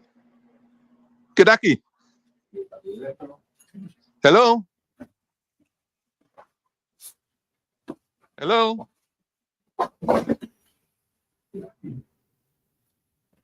Yeah, Mr. Jordan. Hello? Yeah, Mr. Jordan. Hello? Hello? Hello? Mr. Jordan? Hello? Mr. Jordan? Yes, Kedaki. Yes. You're hearing? Yes, I'm hearing you, you know. But some people are calling here to say that there's an echo and there's a feedback and so on. I don't know. All right, whether you Mr. Jordan. Okay, let me be a little brash here. Yes. I indicated that we're now experimenting on a new platform. There is teething problem. I'm working through it. I am sure it is better now. Okay, well, I don't see the comments or so on, but do your people, can you get the comments from your people to find out whether they are here or not? Because at least 2 persons call me here to say that they're getting echo and feedback and so on. They're not hearing properly. And so it's better, Mr. Jordan. It is better. It's better. Yes. It's better. Yes. Okay. All right. Yeah, so as I said, I read in today's Stabuk News a letter that is said it is written on behalf of then President Granger. Well, I found that to be very interesting because but the president I know, he doesn't necessarily have letters written on his behalf in this political respect. But the letter says to remind us that tomorrow is 10 years since the inauguration of President Granger on the national and the compound of the Parliament. So it's a timely reminder. I myself might have missed it, but it's a timely reminder. And the letter is a very well written letter. And it reminded us of all the hopes and aspirations that attended the inauguration. You know, the huge. Yeah, I'm having a feedback. I'm having a feedback here. Kilaki. I myself can hear a very heavy feedback. Yes, in this case, I left the microphone up, so I'm pulling it down now. Okay. Yes. Yes, it reminded us of all the hopes and aspirations that the people had. Large crowds that attended the inauguration at the Parliament building, and even bigger crowd that attended at the stadium, the national stadium, which prompted the president to believe that the 50th anniversary independence in May of 2016 could not be reasonably held at the national stadium or the national park because of size. Hence, the move to build Jubilee Park or the Durban Park, which is Durban Park, you know, and I'm kind of meandering here a little bit. I saw one of the early movers and shakers of the HDMI, Home Stretch Development, HDI, I think it was, Home Stretch Development Inc., which was a company formed, a private company that was formed with the intent of developing Durban Park, including getting the Jubilee Park or that particular part that we use for the May 2016 ceremony of the independence. I saw him at the Ali's viewing. And you know, I raised the topic with him and I said, you know, you guys allowing the government to say all kinds of things about the Durban Park, and you know, you don't raise your voice to clarify, to correct, and so on. And his immediate response to me was, you probably would not want here, but ultimately he said, your government did not give me a penny to build that thing. But and I said to him, but that was the intent. That was the intent. The idea was that this private company would raise its funds and build the park. And the subsequent financial arrangements of recouping the money will take place. That was the intent. The intent wasn't for the government to put in any money, you know. But we left it at that. I said, because in those kinds of situations, you will never be able to convince anybody of anything. And as I said, the ultimate result is what the government keeps putting out there without any attempt by those people, and of course, other people in our then government, of correcting the image that was put out and continues to be put out. You know, and while we are on this business about correcting, I looked into my rear view mirror and I could not see most of the current MPs for the opposition in Parliament and what they have done for us lately.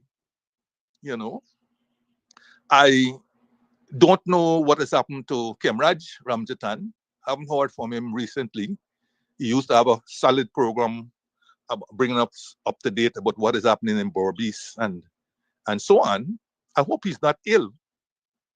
Right? Yeah, I hope he's not ill. But I haven't heard from Kemraj recently. Even though he's not an MP, he's supposed to be the PNC spokesperson on finance and economics. And I haven't heard from Elson Lowe in a long while. And again, I'm hoping that he's hale and hearty. But I hope at this stage he hasn't gone on a sabbatical, because this is a crucial run-up to elections, and we're not getting anything on the economics and the finance out of the opposition. Indeed, I think the person in the parliament who is representing economics and finance is Joretta. And I haven't heard anything from Joretta recently. I understand she's a new mother again and so on. But still, I don't know that those activities have been handed over and so on. You see, as I said, and even in agriculture, where it is Stabric News that broke the story 2 days ago or so about the dismal performance that is taking place in Gaisuko. And my namesake, Vince Roy Jordan, who's normally be on top of these matters, I haven't heard from him where this Gaisuko matter is concerned, right? And it's a big story that is brewing. There's another letter into these papers on it that has expanded on what the Stabric News was able to break a while back, 2 days back. So I haven't heard from Vince Roy and where these matters are concerned. There's a big dengue outbreak in the country, it seems, and particularly in Region 6. And in another letter in today's papers, the person who didn't want to be named is calling for a national emergency to be declared. And I'm telling you, they are so right. There's a mosquito invasion in this entire country, in this Dubai. There's a mosquito invasion. And I haven't heard from the Minister of Health, even though I had a glimpse of her at the Amna Ali's viewing 2 days ago, or I think it was. I haven't heard from the Shadow Minister of Health. And all these other shadows and so on. They are just that. They are in the shadow. And I'm begging them to come forward. There's so many issues that need to be tackled and brought frontally by the opposition. But I'm not seeing them. I'm not seeing them in my rearview mirror. I'm not seeing them in front of me. They're just remaining in the shadow. And I'm just pleading with them to come out to the shadows and talk about these issues, not, as I said, in this guerrilla type manner that they keep doing, but to be talking about these issues continuously. I started to think what would have happened if we didn't have programs like these, like yourself here, Sherry Duncan, and so on, bringing live issues, to the public so that we could percolate on them and so on and press the government for answers. What is the people who are being paid, the opposition MPs who are being paid to bring these matters to attention, among other things? What are they doing? I see so many people run to take photographs with members of the government at Amna Ali's viewing, whether they ran to or whether they make certain that they were around while the dignitaries were passing so that they will be in the photograph, whatever it was. But I'm saying to myself, there's more preening and posing and so on than actually getting work done. I'm sorry to be this open about it, but sometimes you have to call a spade and stop calling it a shovel. The opposition's press conferences are, they are so one and far apart. They're so one and far apart, and they leave a lot to be desired. They leave quite a lot to be desired. There's a lot of work to be done, and it is a shortened time going towards the election. There's a lot of work to be done, and I hope that that people will understand there's a lot of work to be done. For the joys of having all those other people who are so much on the ball and will be able to bring these issues to the fore, right? So, and by the way, I met some people over the last week or two, including even at the viewing, who said they were fans of the program and they look forward to listening to myself and others on the Camps TV. So I was happy to hear that, and to know that we are doing a lot of work, and that the ones in the government are listening, taking our free advice, and of course, you know, they would not give us credit. But we don't do these things for credit. We do these things as part of our contribution to nation building, and that we want to see a country more united, more developed than it was. We don't care who's responsible for the development, as long as it gets developed and we can share in that development, right? We are looking for recognition and so on. If they want to recognize us, so be it. But do you remember last week? It was only last week when I was again flaying the government, and I come back again and remind them about it. I was playing the government, but our lack of attention to this Guyana-Venezuela border controversy as it relates to raising the consciousness of the Guyanese people. And do you know what? It was a couple hours after we finished this program that Mr. Mann at his press conference was talking about making civics a mandatory subject on the curriculum from primary to university. And those are my exact words, but I was talking in relation to the Guyana-Venezuela controversy, and I was talking about Guyanese history as opposed to West Indian and Caribbean history. Weren't those my exact things? And included, he said, included in this in the curriculum, included in the curriculum must be subjects of morality and sense of citizenship, and the Guyana-Venezuela border controversy. Yes, he said that. And religion. And religion. No, I think we don't seem to understand Guyana is a state, while it accept,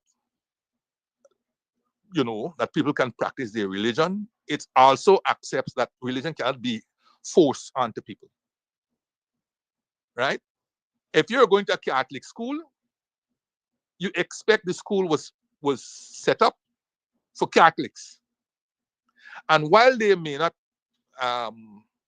exempt non-Catholics while they may not exclude non-Catholics from attending the school, it is clear that they're not going to make any provision for you, a non-Catholic. It's a Catholic school. If it's a Hindu school, it's a Hindu school. If it's a Muslim school, it's a Muslim school. However, to include religion in any teaching of civics is an imposition on those who do not believe in religion and so on. So it is a case of how do you cater for those people, right? You don't want them feeling that they are being imposed upon. You can't say also, when you're teaching the subject, you're going to put them out of the class. Or they can stay in if they want to stay in. I think when we want to do these things, we must also, that is why we have a universal prayer in Parliament, right? It's a prayer, but it doesn't make certain that it offends anybody, including those who don't want to thing and so. So I agree. I have been a proponent for civics. I was upset when they stopped teaching civics in school. All we're doing is producing a bunch of people with a whole set of subjects. That's all they'd have. But no sense of pride and patriotism. Don't understand what it means to be a citizen. And this government has helped and propagated that nonsense. They don't give people the impression that they have an obligation to Guyana. Or let them do 26 subjects if they want to do it. But you're not going to do 26 subjects without excluding a whole other part of your life. We're not building rounded people. We don't understand what it means to be a Guyanese. Of all the people in CARICOM, I believe Guyana is the only place that don't even understand what it means to be Guyanese. We have this pseudo patriotism. Pseudo. We don't up and fly a flag because we believe in it and we will defend the flag and we will defend Guyana and so on. I saw a letter in today's paper by Haidar Ali. Somebody who I know because he was a student when I was teaching at lecturing at University of Guyana.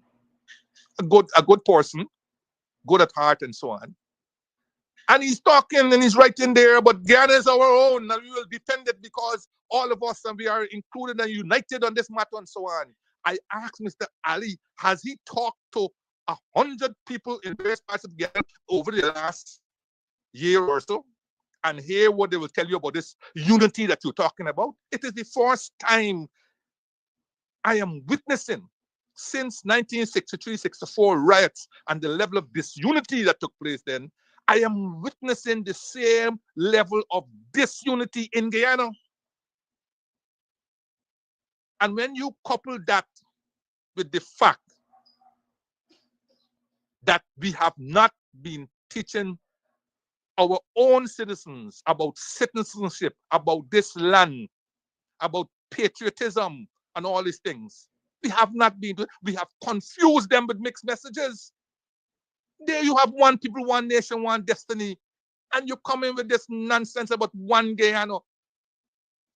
If you had said one people, one nation, one destiny, embodies this whole thing about one nation under the sun, in which we are trying to unite because we are 6 disparate peoples and all. You know, if you moved it around that theme of one people, one nation, but no, you bring a rival, one Guyana, you propagate it, you forget one people, one nation, one destiny. What it is that you send into the people. What it is, mixed messages. And I think I said it last week. I was so taken aback when I read a former high-ranking army officer. He's so disgusted that he said he would not be part of anything to go and defend. I didn't like it. Though there's not his exact word, but that is my conclusion. I didn't like it. I still felt that, you know, we have to try to defend it. But his thing was, look, you are oppressing me. The government is oppressing us, a significant part of this population. They don't recognize us. They are oppressing us. And then you're asking me to go and defend my oppressors? So he didn't see it as defending the land that had been bequeathed to us. He saw it as defending the oppressors. And he wasn't about to do that.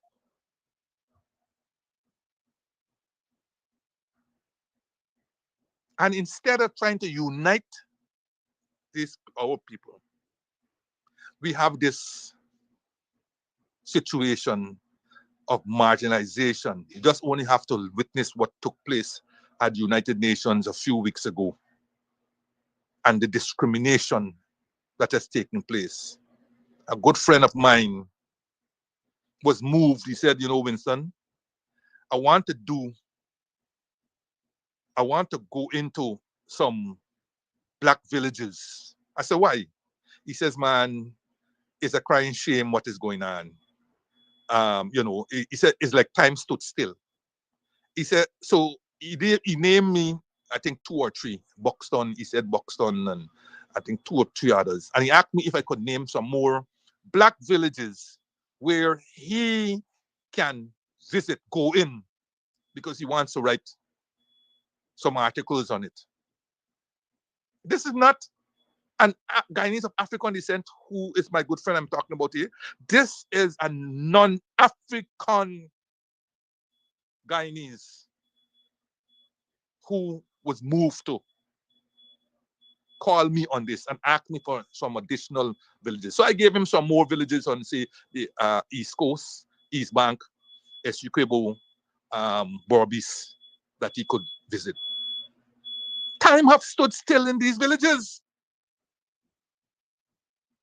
While Everybody can make, even just by anecdotal evidence, which is a black village and which is an Indian village. I heard you speaking on Monday about Monrepo. And you know me, I've spoken about Monrepo on this program before. And that every time I pass the Monrepo market, it's like a double bone in my throat. For one, the structure there is a new structure. It costs $1 billion+.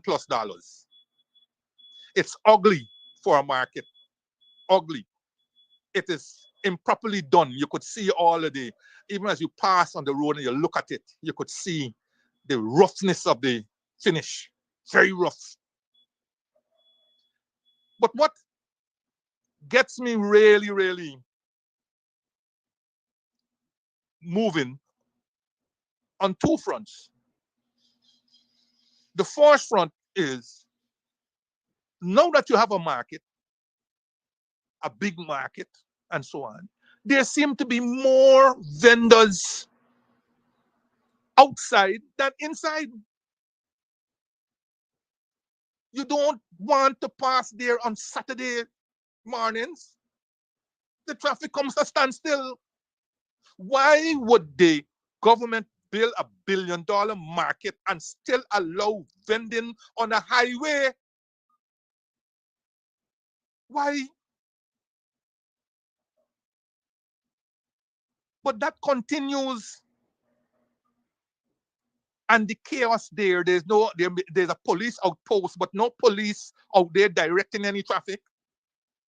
And you got people walking all over the place. It's a wonder that more serious accidents don't occur there. But why would you build $1 billion market and have the level of vending that takes place there? You block off the side streets, vending is taking place there. Vending is taking place on the highway on the southern side. Vending is taking place on the highway on the northern side. And like I said, there seem to be more vendors outside of that brand new structure than inside the market.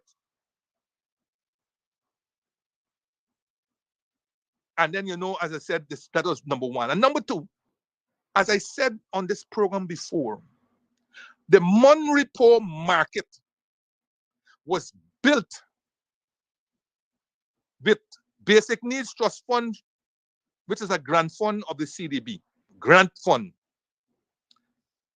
Either in the late 90s or the early 2000s. The Monrepo market was built with those funds. And when the market was finished, the vendors refused to remove from the roadside. You know what they said? That they are going to lose sales because nobody going to want to park and come into the market. Y'all remember that?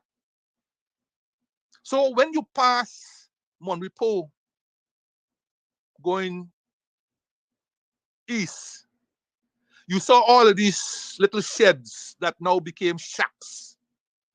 And they were storing goods of the very vendors who were selling on the roadside, for which the market was built for them with grant funding. Grant funding. And when you were coming back down, because I don't think there wasn't a double lane highway at that time, when you were coming back down, you could see cows resting in the shade in the market. So they were lucky. Monrepo lucky. They had a market that was built at the time when we didn't have much funds, and we used grant funding to build that market. Then they broke down that market a few years ago, and they built this modern structure, albeit rough and poorly designed and done. And my understanding, based on what Kadaki says, is that they are building at phase 3. So lots of monies are being poured into these communities. You go up the road or go down the road, depending on which side you're going, you have markets at losing land. I think there's I don't know what the area is called. I don't know. I think you go past, yes, when you go past Monrepo, is that Strasby? Help me out. There's a new construction on the northern side that is taking place there for a market, for a big market there. There's markets going up at Perico, brand new, big, multi-story market, and so on. I think there's one to be built at Lenora, and so on. So all of these villages, you don't have to gainsay, they are all, or they vote solidly for the party in government. But like you rightly said, are you hearing about markets in Golden Grove, or Pleasance, or Buxton, or BV, or any one of these black villages? It is as if the thing is, well, you got to wait until we fix up our communities before y'all could get progress. And if we shout hard enough, you can throw 2 bones or 2 scraps from our bones by us to keep us quiet, and so on. But, you know, these are the things, I know, you know, we are trapped as Guyanese of African descent. We are trapped in this country. We're trapped between damn you do and damn you don't, right? The narrative that you have to bring out, you know, in the opposition, PNC/APNU, is that you don't want to go down that road for people to say you're racist and so on. But how can you it's taxpayers' money, and you're afraid to say what is a reality because you're afraid to be deemed a racist. So, and this has affected, particularly under PPP control government, this has affected the development of Guyanese of African descent. Because even though we give our votes predominantly to PNC or PNC/APNU, the representation is nuanced, it is lulled, and so on, because we don't want to offend those who don't predominantly vote for us. And we have support. Going to the villages. I've gone there. It's like time stand still. Time stood still. And some of the little things that they call in roads that they are doing, oh my goodness. I mean, this is such a colossal waste of money. You know why it's a colossal waste of money? Because today they do a little bit of piece of thing of concrete that you would normally put in your yard to park your car and so on. They're putting that now as road. When that starts to break up, you think they're coming to fix that? You think they're coming to overlay it with asphalt that they said they were going to do on the back road here? No. It's decades before you come and see they patch concrete. And trying to patch concrete that has that wire in it, compared to say patching asphalt, an asphalted road, you will soon learn, and your car will soon experience. So you come back to this story. Where's the unity that you're talking about, Haidar, in this country? We would love to. But don't mistake our coming together for Christmas and for a good party and a good duck curry and so on for unity. It will be the same thing like suggesting that me a racist, I got Indian family or black family.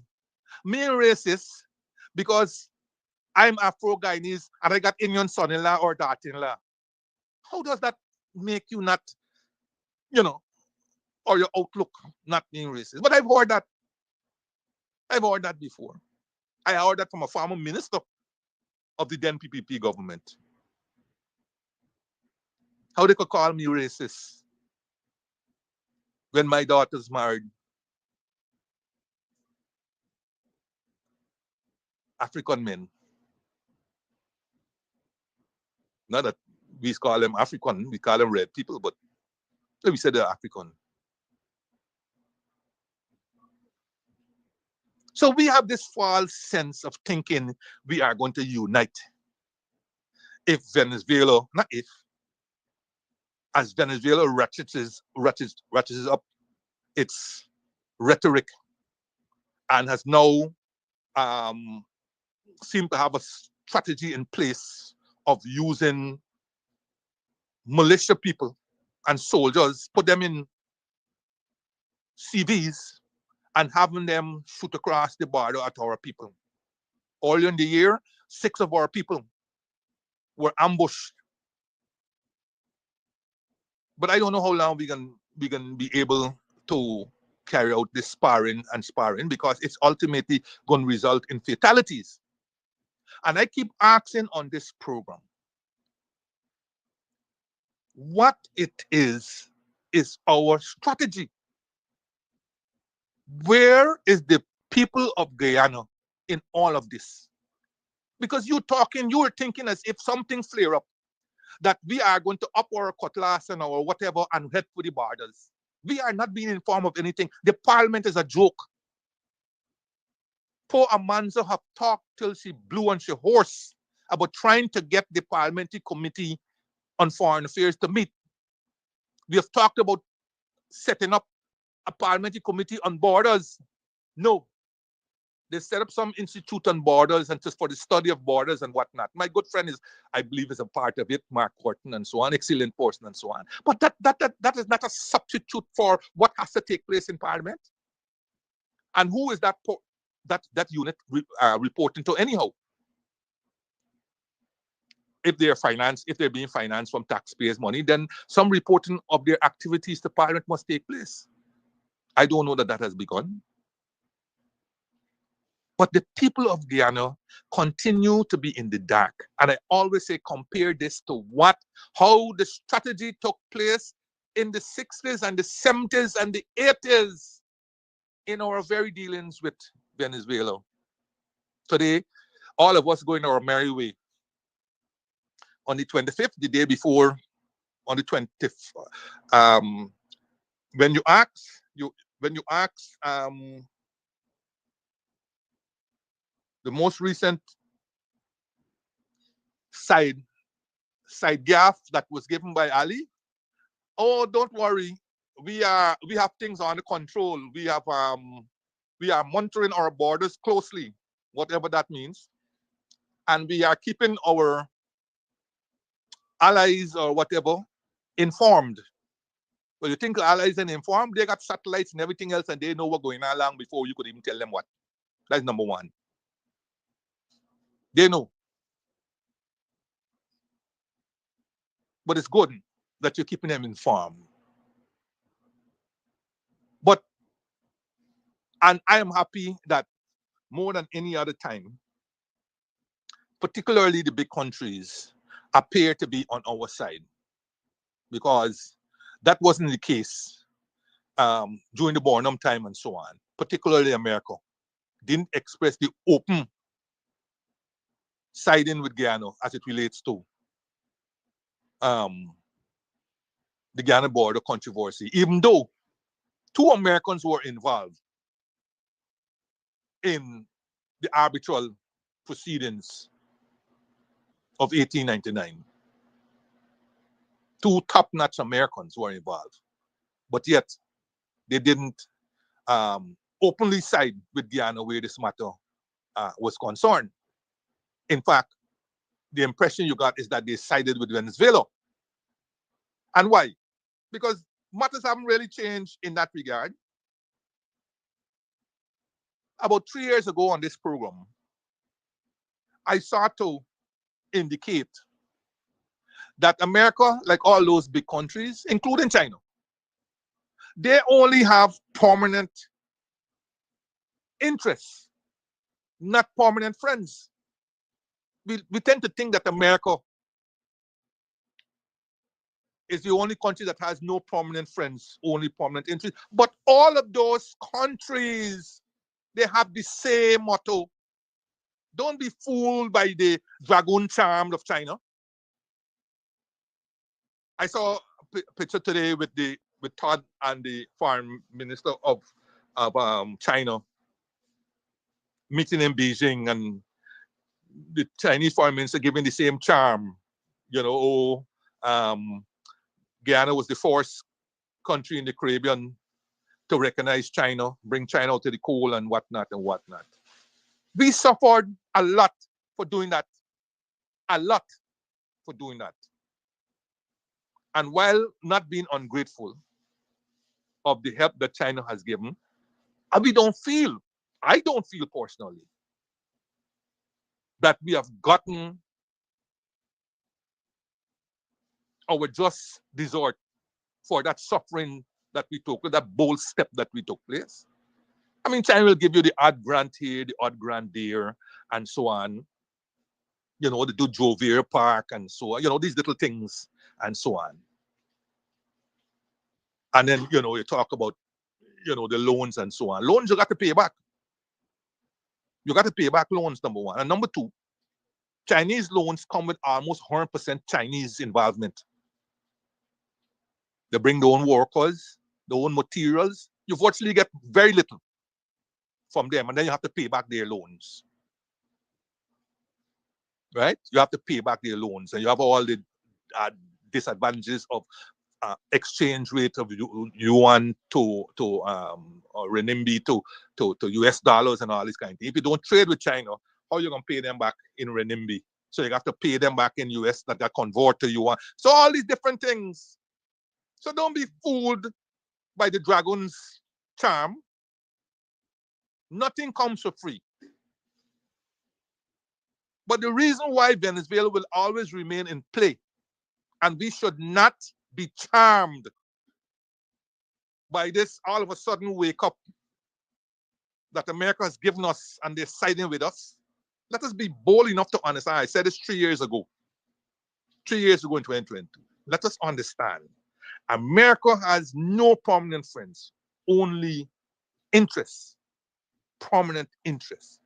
Venezuela will forever be in play. And that is why they're trying to get rid of Nicolas Maduro. And the day he's gotten rid of, hopefully relations can be put back on a porch that is manageable. And why Venezuela will be in play, continue to be in play. Well, first of all, they're one of the largest countries in the world, right? I would think they're in the top 20 in terms of geographic size. They will be in the top 20 countries, most likely be in the top 20 countries in the world. Certainly in relation to South America, they might arguably be the second largest after Brazil. Venezuela has the largest oil reserves in the world at an estimated 303.8 billion barrels. The largest, yes, larger than Saudi Arabia, larger than Kuwait, larger than Qatar, larger than all of them, larger than the United States, larger than Canada, larger than Russia. Venezuela has the largest proven reserves of oil than any other country at 303.8 billion barrels. That is compared to our, what they tell us, 11 billion barrels. But what we know is considerably more because they have never, ever told us those subsequent discoveries for telling us 11 billion barrels have never, ever disclosed to us, giving us all kind of, you know, be big but being stupid. But others have estimated oil reserves to be anywhere between 20 and 30 billion plus barrels. But they tell us 11 billion. Their own chairman of Wales Development Authority, Asghar Ali, was quoted in Venezuela, in Jamaica, as indicating that we may have anywhere in the region of 15 billion. But let us stick with 11. 11 compared to 303.8 billion, right? It's like the ants talking to the elephant, where that is concerned. Secondly, China is Venezuela's largest customer. And this was way back, I think, in 2022. And they still remain Venezuela's largest customer. And as much as 70% of monthly oil shipments out of Venezuela was going to Chinese refineries. So when the Chinese charge or whatever he was suggesting friendly negotiation, all this kinds of thing that seems to be in play with what Venezuela was suggesting, there was no slip of the tongue. Chinese diplomats don't slip tongue like that. They don't slip tongue like that. No slip of the tongue.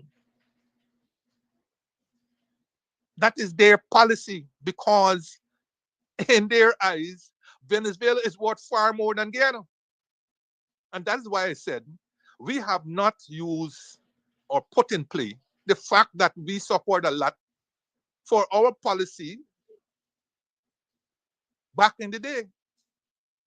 Yes, as I said, you send a little medical mission here and you build a little banner up there and, Chinese pavilion, right now in Sophia. I remember when they had exhibition, Chinese pavilion, and they hand it over to the government and so on. You got these little things, but they pale in significance to what we have suffered.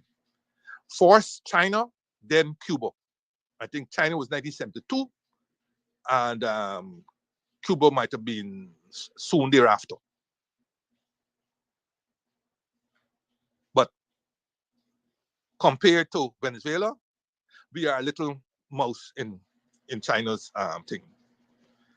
And before the U.S. suspended diplomatic operations in Venezuela, the U.S. was Venezuela's largest trading partner.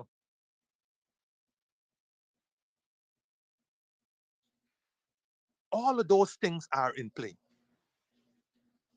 All of those things are in play. So when America is telling you we are on your side, they will be on your side, and you have to be able to lock in, as we say, lock in America now that they are in play. Because like we said, America only has permanent interests, not permanent friends. When that oil starts to be depleted, and it will deplete sooner than we had hoped because of the rapid rate of extraction, where would America be? Would they still be here as their oil-related interests wind down and ship out? Where will they be? Will they be back in Venezuela? Because that is where they are eyeing. So shouldn't we use this opportunity to lock in America? Instead we crowing about, we've talked to our allies, your allies are there because you have something right now to offer them. But let us be bold to ask the question: will we be in a position to shoot and scoot, really, genuinely, while we approach wherever? We know for sure these people ain't sending you no gunboat, they ain't sending you no soldiers and all this kind of story. So where would our help, from where would our help come? From where? At least with Bonham's policy and his affinity with the Africans, particularly that Southwest African corridor, he might have been able to count on material and human support in the fight against Venezuela. And he might have been able to count on material and human support from Cuba back in those days. After a while, you see Cuba sent both material and men to fight the Americans when they invaded Grenada, and they gave a good account of themselves. But do you have that kind of support today? You really honestly feel that these allies that you got, France and Canada and whatever, are going to be sending material and troops to you? So while it is important to keep them understanding and so on, you have to have reality and rationality come to you. You have to be able to lock them in a way that will force them to protect their interests. And while you can expect, if Venezuela is stupid enough to attack Exxon out in the maritime area there, do you have the same understanding as if they were to come across the Cuyuni River? No. So don't tell us this mundane thing about, we have it covered, we have it locked because we are monitoring the situation and we are keeping our allies informed. We have not aggressively, I say it again, we have not aggressively tackled this Guyana-Venezuela border. We have been successful so far at the ICJ, but you have a belligerent Western neighbor who don't care two hoots about the ICJ. And so we have to, while we are fighting on that ICJ front and we know we will win because our case is just, we have to have several other fronts on which we fight. Anybody knows that we are a member, a non-permanent member of the Security Council, and that we only have another 7.5 more months in that envious position? But does anybody know what we have done as a non-permanent member of the Security Council over the last nearly 1.5 years? There's no report given to us. But we have not used that opportunity even to push this matter. So if you have that golden opportunity where you are a non-permanent member of the United Nations, and you are still 7.5 more months left before we give up the seat. But we have done nothing with it. Nothing. And as I maintain, our diplomatic foray has been less than stellar. First of all, the majority of the diplomats should never even be there. They should not never, even if you want to appoint political diplomats, they must be savvy. They must be knowledgeable. They must have ability to communicate. You know, they must be able to work a crowd. They must be able to work with kings and so on. You got a number of them who you have put in critical areas, who are good at letter writing. The other one in Brussels, he can't even tell you what an Ortiz is doing there beyond writing letters to fortify his position among the party upper chicks. Another letter appeared in papers sometime this week or something, praising Ashley Singh's leadership. I wonder if Ashley Singh's immediate boss took kindly to it. After all, it's his name who appears on the signature of the money and not Ashley Singh's. But that is what they do. The other one is sore now, maybe now and then another letter.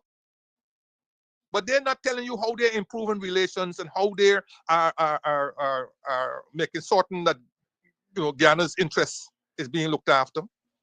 They're more into letter writing.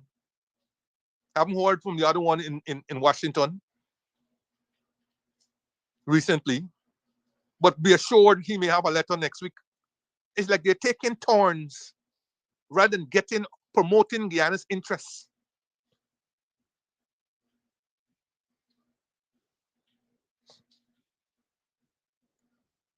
And we talked about rebuilding our relationship with Africa.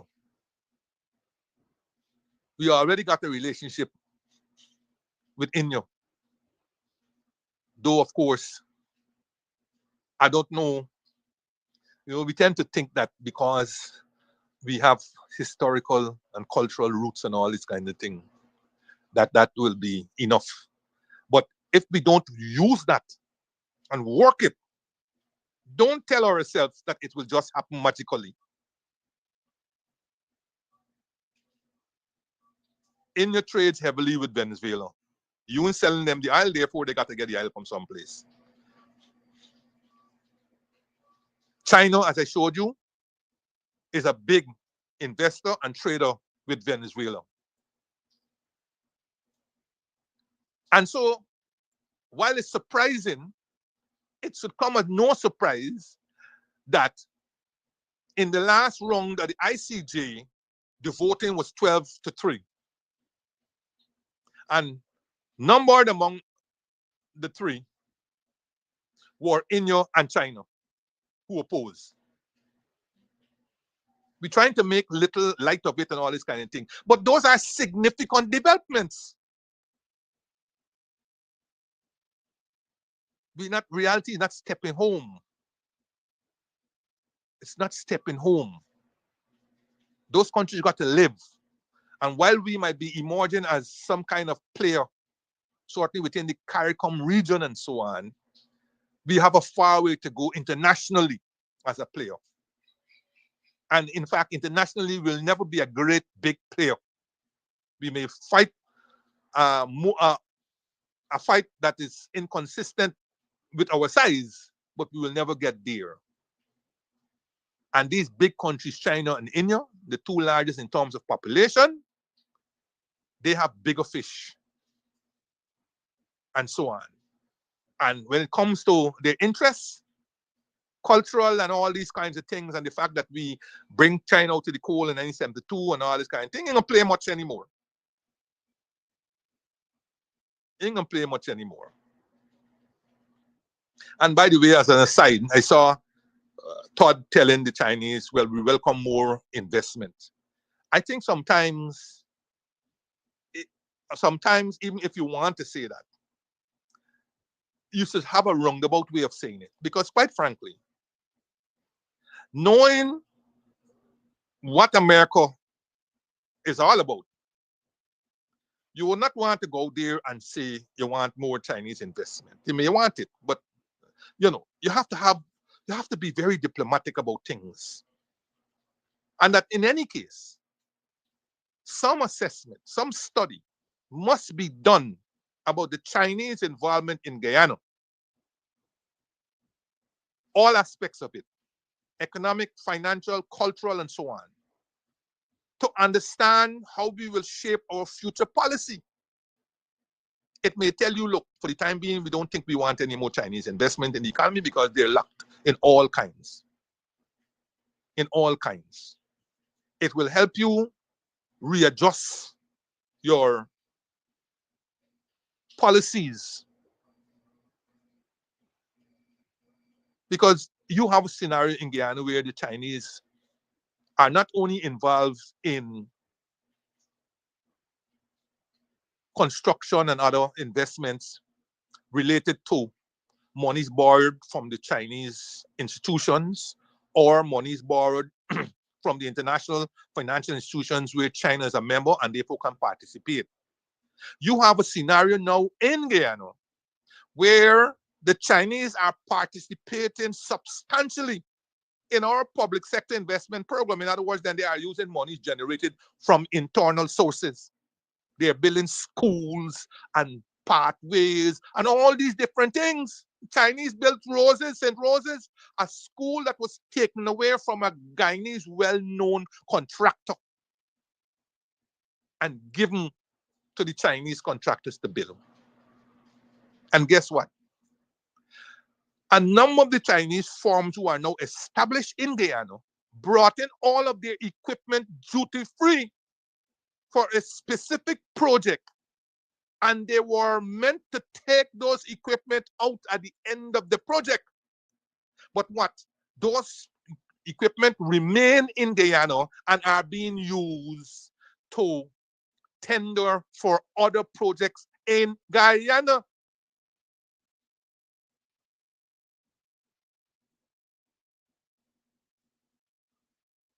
People don't know that. So they are at a hefty advantage compared to the locals who would not have been able to get duty-free concession for their construction equipment. You might be astonished to know what the Chinese are involved with in Guyana. Astonished. You know the Chinese who are building the police headquarters? Imagine a security thing like the police headquarters. The Chinese contractor that is building the police headquarters in Brickdam. And I am fearful for the person whose office is at the very top of that building. I passed there yesterday and I looked at it, a very imposing structure. Very, very imposing structure, perhaps the tallest building around that area there. Very imposing. I think it was a mistake to rebuild the police headquarters there. They should have thought about maybe putting it in maybe Homestretch Avenue or somewhere around there.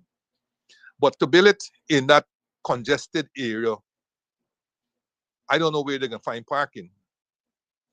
and to build it next door to a school, you know, notwithstanding the fact it was there before, I thought the missed a golden opportunity of reciting that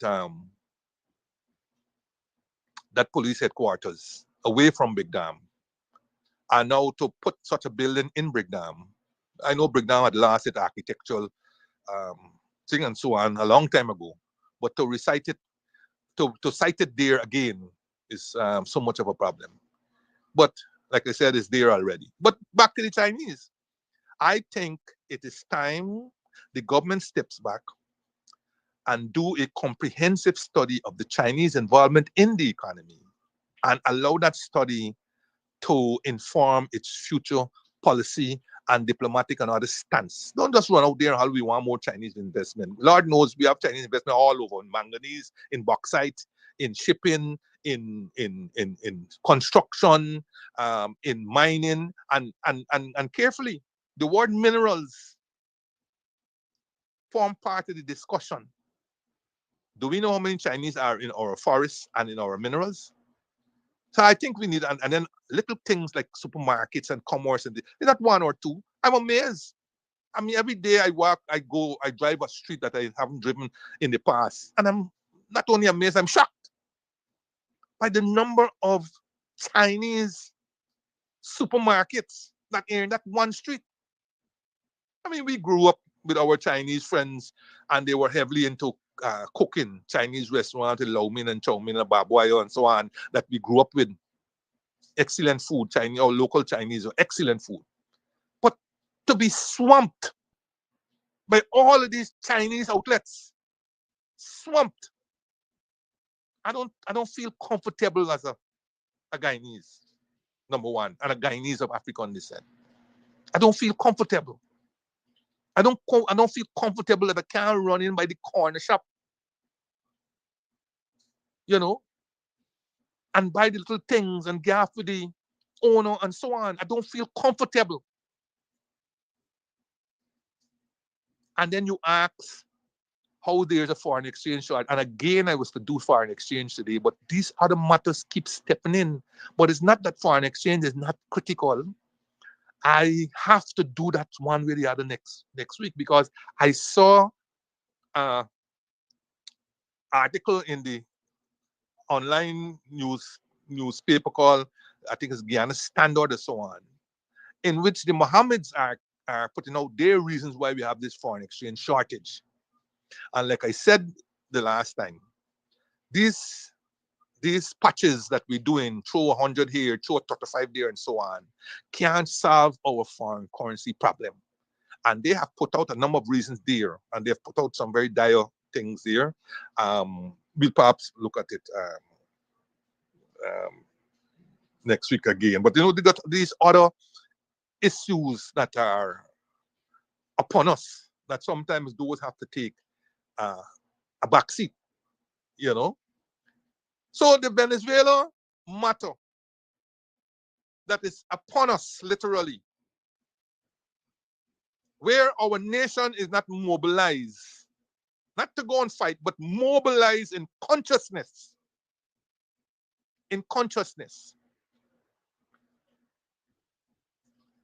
is a worrying factor. And like I said, you could inform our allies how much you want, but you have to have a force line of defense. You have to have a force line of defense. And where's our force line defense? Got to be the Guyanese. Got to be the citizens. But the government seems to do everything to alienate its own citizens and expect that when it comes to a uniting issue as the Guyana border controversy, that the Guyanese people will unite suddenly. Isn't the government testing the pulse of the Guyanese people to find out where they are? Look at the Adriana Young and its aftermath of that child's death. Look at it. Look the government's reaction to it. Look the people who have been locked up and under the rubric of terrorism. Look the kind of people. Look the reaction to the lady who said she get acid thrown in her face and it affected her and the children and so on. And the reaction from state being invited to State House and all these kinds of story. Only to understand now it is nothing to do with Adrian Young's aftermath and so on.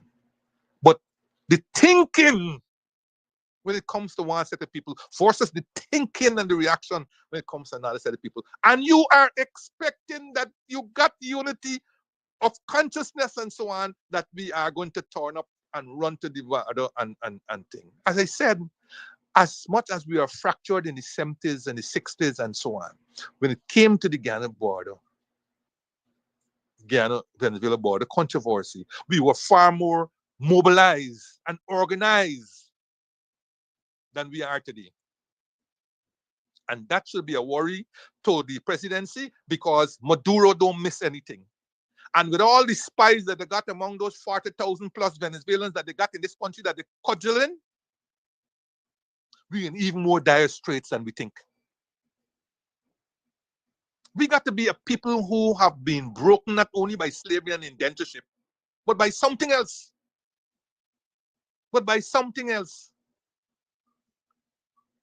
The love and attention and everything we give to anybody except Guyanese, especially of African descent, is more than worrying. You got a scenario now where people are saying Venezuelans got more rights in this country than Guyanese. The treatment with which they are given by the present government. You got people out there saying that. And you got people who are saying Chinese got more rights than Guyanese. Because notwithstanding all the calls for Chinese to observe the laws of this country, the government doesn't move with any haste to ensure that they're observing the laws, taking out the VAT, paying their workers properly, observing the NIS, and all these kinds of stories. But they are quick to come down on Guyanese who flout those laws when all should be equal. Lord knows what is going on in the Rupununi. It's like if we have given that over to the Brazilians.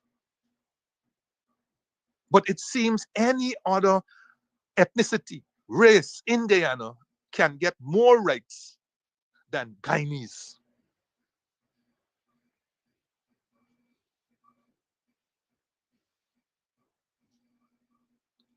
As we come up to the 25th, I just want to run through quickly what I had said 3 years ago, because they're still relevant today. Very relevant today. Do we have a plan B? Do we have a plan B? Are we working on simultaneous tracks? It is good now to hear that civics will form part of the school curriculum, but it is bad to hear that we got to wait until the PPP get elected, re-elected, before it is included. Everything seems to be transactional or political. Civics, even as we talk about civics being incorporated in the curriculum for another PPP term in office, where are the patriotic things that you're leading up to the 25th? Are there anything on the radio and TV and social media and so on that guiding particularly the frontier population about their do's and don'ts? You're going to have Flag Day on the 24th, I believe. Saturday the 24th, you can have what you call it Flag Day. When you're going to plant flag, I don't know, or asking people to exhibit flag on the house and all this kind of story. Is what I talk about, is these things that, well, you must only feel patriotic for a day. You must only feel patriotic for a day. And because you give me a flag, or I paste on some sticker on my house or my fence or a car, or I got it wrong, I think it means I patriotic. These things have no meaning if the people who want you to do these things themselves either don't believe in it or don't believe in it enough for it to permeate, for it to transform, for it to transcend. It was Sherrod Duncan who was there with those people when the bellicosity of the Venezuelans came out in 2023. It was Sherrod who was there with those people as they were leaving in droves. Where are our so-called leaders? Wasn't some of them run to Dubai or somewhere else except being in Guyana when all this was taking place? Those are the people who we are going to unite and fight for.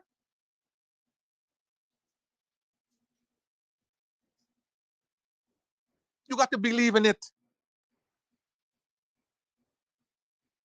You can't overturn what is in the mind of the Surinamese or the Venezuelan who are being taught from birth that they were robbed of the New River Triangle that they call El Tigre over there, or they were robbed of Essequibo. From birth, they are being told that.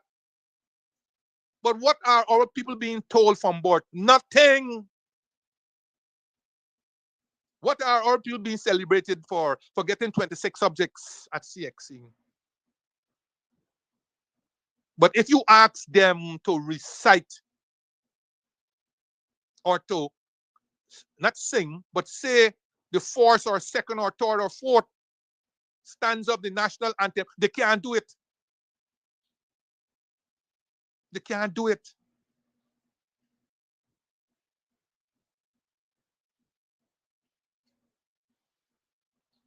I never forget on 2016 at Jubilee Park, I saw a student there fumbling. I think it was either the national pledge or one of those stanzas of the national anthem. And I said to me, my God, look at this. Fumbling with the words. Couldn't recite or say or sing without a paper in front of them. If you can't say the pledge or say the four verses of the national anthem without a paper in front of you, who are you? Does this say something about citizenship? Does this say something about being Guyanese? Every day you wake up, even the national television, or they call it national television, doesn't have one patriotic thing to say about you, about this country. And always pulling down what the last government did and so on. At least the last government, imbued with a sense of patriotism, as indeed even Barnum government and Hyde's government, pushed the whole question about social cohesion and so on, which the present government, then opposition, opposed vehemently. Opposed vehemently. If Amna could have risen up from the dead, she will tell you the pushback she got when she was Minister of Social Cohesion that she got from the den, who all now singing her praises. Now that she dead.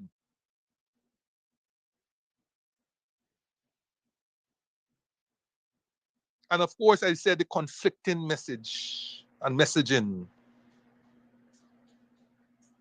One people, one nation, one destiny. I saw a foreign service officer at Marion Horbort's viewing, and he had on a badge that marked one Guyana.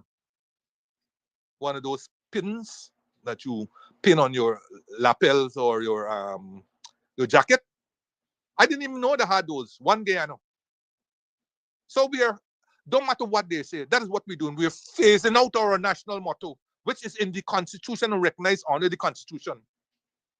It's recognized as a symbol, a national symbol. One people, one nation. He doesn't have a lapel, a button that mark one people, one nation, one destiny with a little Guyana flag on it. He has on one that mark one Guyana,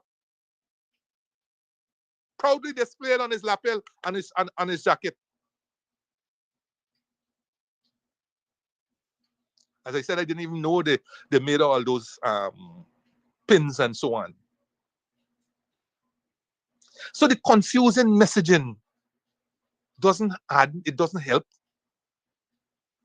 So now people are forgetting that our national motto is one people, one nation, one. All over there's one Guyana, one Guyana. So people think that is our motto, one Guyana. You put it all on the currency note. You put it in the passports. One people, one nation, gone. That's a Bornham thing, gone. Next thing they're going to run, they've been trying to change the flag also. No respect, no understanding of the flag. Way back when Conway had written a letter in the papers, Clinton Conway had written of the flag being flown upside down, of the flag being misplaced in terms of positioning when they have various ceremonies and so on. How are you going to imbue a sense of pride when these simple basic things are not taught? And how people who should know don't care. Don't care. And even as he talked about them, they don't care. It continues.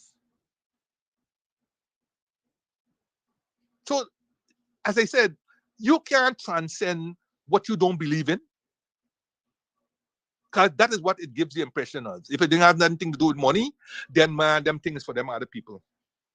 Not me. And as I said, you can't expect people to come together when with this level of disaffection that is taking place in Guyana. And they can't hide it. The level of disaffection in Guyana at a time when you got more money than you ever had in the history of this country, the level of disaffection is great. Great. Almost 50% or more of the people feel abandoned, feel discriminated against, feel that they have no hope in this country, feel that if they could run, they want to run.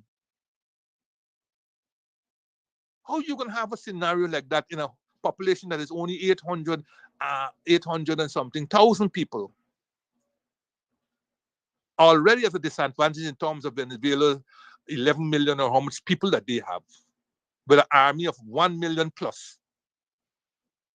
How are you going to expect to defend with this level of disaffection?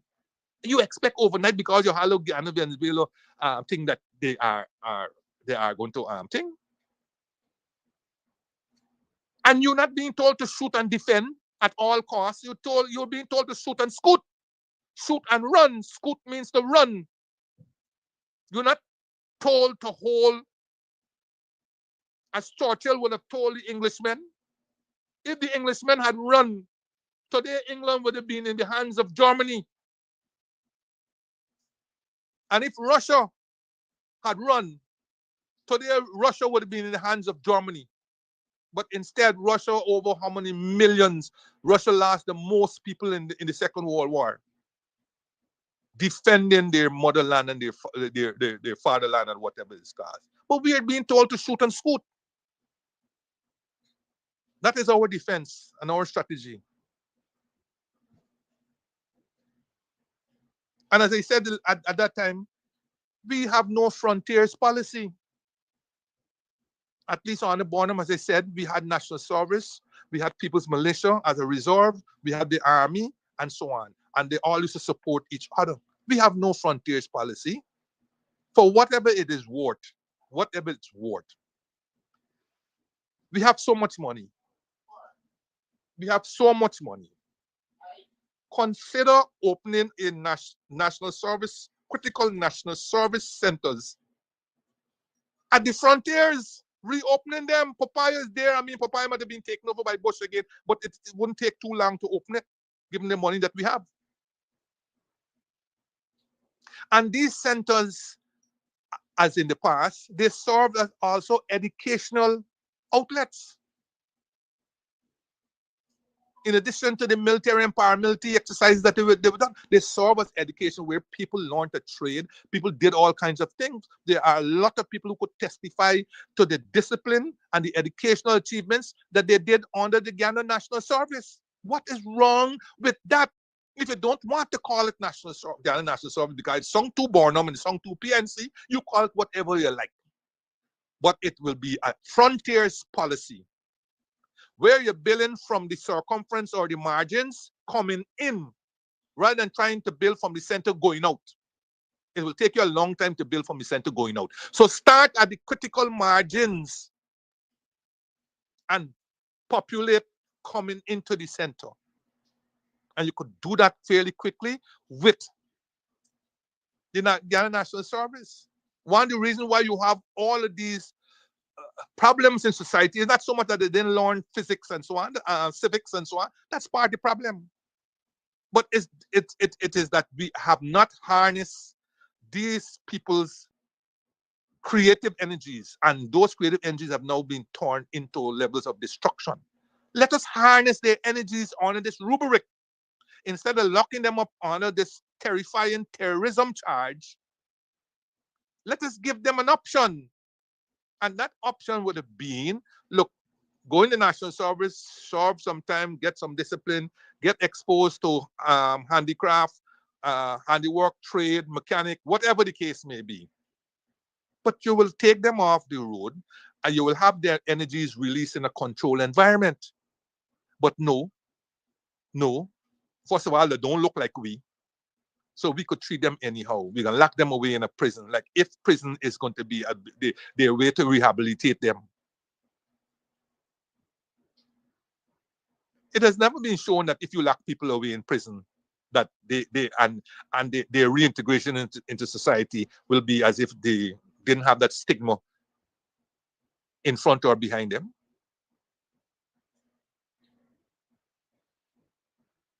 And of course, there are other issues like we're not paying attention to all these people who are coming over our borders. I see the indigenous communities are talking about people who are infiltrating their communities and all the things that have happened in their communities now, whether it's the alcohol and the drugs and the sexual activities and whatnot for people who are alien in their communities. It's as if in many ways we have given up on the governance of this country. Every now and then we got plane now we could run in, or chopper we could run in, thing cut two ribbon, right? Appear to be commiserating and whatnot, or thing with them, riding motorbike and so on, and then be gone. And these communities are left to the mercy of whoever are the marauders and so on. They're left to the mercy. That is what it seems to happen.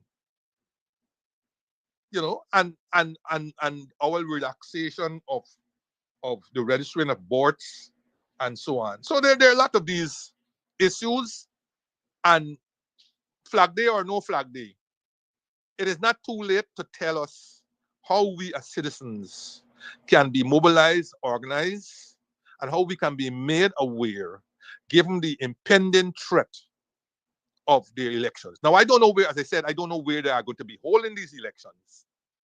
I can't see them coming into Essequibo and say, here, this is a ballot and so on. So it is important, but the thing is, the government can't negate its responsibility to inform the people. That's it. In another 10 minutes or so, I would like to deal with this other quick thing. Now, I noticed that the US lawmakers have introduced a draft bill proposing a 5% excise tax on all remittances sent abroad, potentially affecting countries, including the Caribbean countries, which are heavily dependent on funds from their diaspora. The bill, unveiled by House Republicans, states that the tax will be paid by the sender and collected quarterly by the US Treasury Department.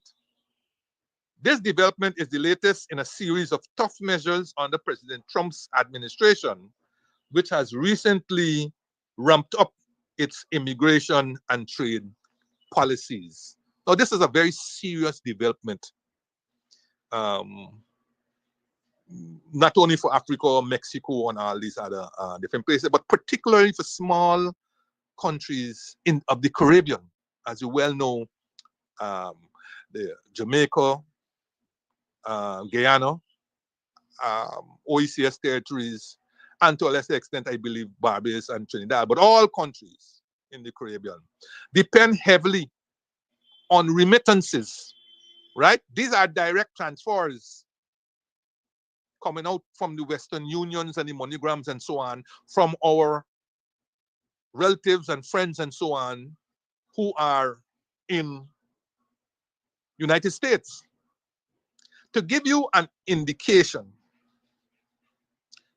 in terms of Guyana, in 2019, for example, remittances from abroad was $380 million. In 2020, it was 429 million US dollars. In 2021, it was 548 million US dollars. In 2022, it was 525 million US dollars. Note carefully, note carefully, note carefully that in the crisis years of 2020, 2021, and 2022, remittances, instead of falling during those COVID periods, actually was ramped up. Okay? So that is how important remittances are. In 2023, remittances from abroad was 549 million US dollars, the bulk of which came from United States, of course. Right? So to give you an idea of how important remittances are to Guyana, only petroleum exports and gold exports earned more than remittances in 2023.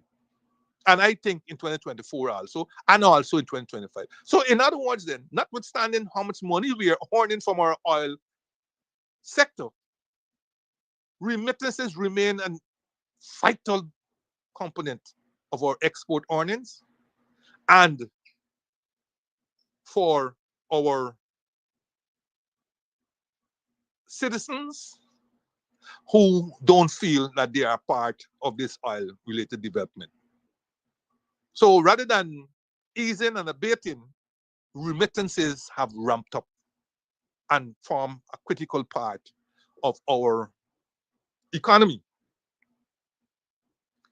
The average cost, according to the World Bank, of sending 200 US dollars is 5.9%, right? So you every time you send $200, you actually have to pay roughly $12 to send $200. So it's already costly. Now to add another 5% excise tax, right, which is for $200 is going to be $10, right? Roughly $22 to send $200. It's going to be a strain, and one is still left to see how this will affect the flow of remittances to. I will only deal with the Caribbean, to especially the Caribbean.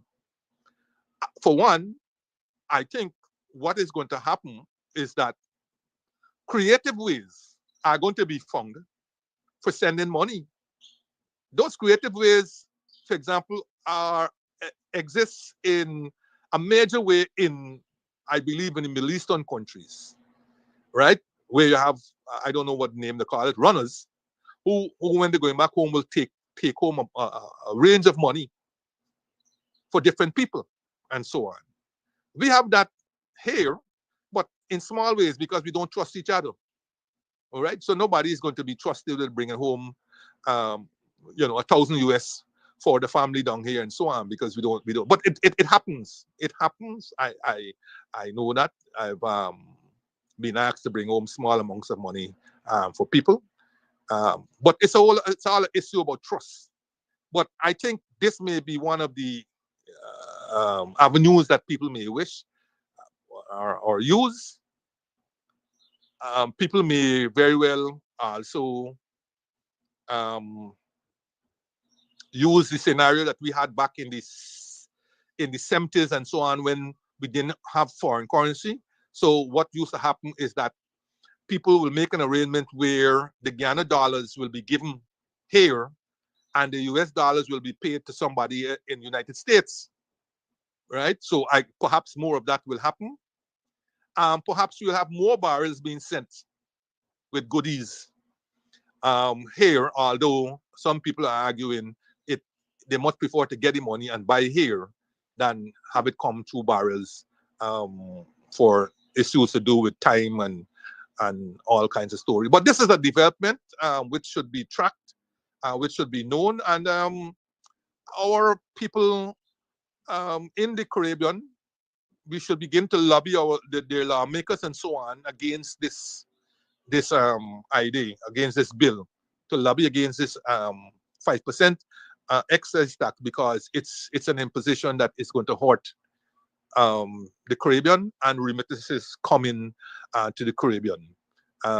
So those who are in America in particular, if they haven't heard about this bill, then perhaps they could call their congressman and congresswoman and state their objection to this, as it will hurt us back here. So those are some of the issues that I wanted to deal with today. Like I said, I wanted to do the one on foreign currency because it's really outstanding a lot, and quietly there's another foreign currency shortage that has been taking place. I don't even know, you get these little shortages over and over. I went to collect my pension last week and I was given $1,000 bill. $1,000 bill. And I asked the girl, and I said, what the big notes are missing? And she said she doesn't know, but that's all they gave her. And so everybody was being given these 1,000 bills. Nothing wrong with them. They seem to be rather new bills, so money circulation in this country is going on, must have accelerated at a rapid rate because these bills are new. They smell as new. So I could only feel that the $5,000 bills are being traded at the borders because it's easy to pull 5,000 at the borders, or they're being hoarded because it's easy to hold $5,000 bills than 41. It's easy to hold 8 $5,000 bills with 40,000 than 41 $1,000 bills. But whatever it is, these are matters that I have to look into to see if it's something temporary, or so on, and report back to you. All right, Kadaki. So the rain looks like it's going to be with us today and the rest of the week. I look forward to the rain, not too much of it. So I hope others can enjoy the day as I hope to be. Bye. Until next time.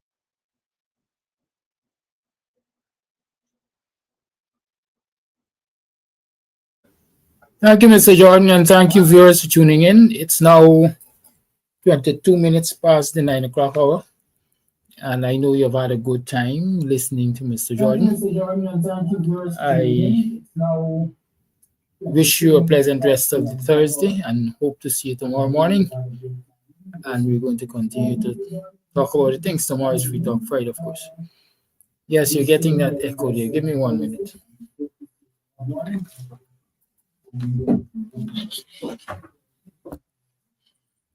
Yes, so we'll see each other tomorrow morning and we'll continue to talk about issues. But I did say I have a lot of tunes lined up for you this morning. And I want to leave you with this one.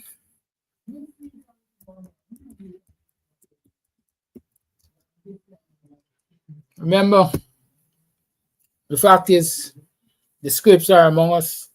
Society, government policies, etc., responsible for the growing population of the scripts.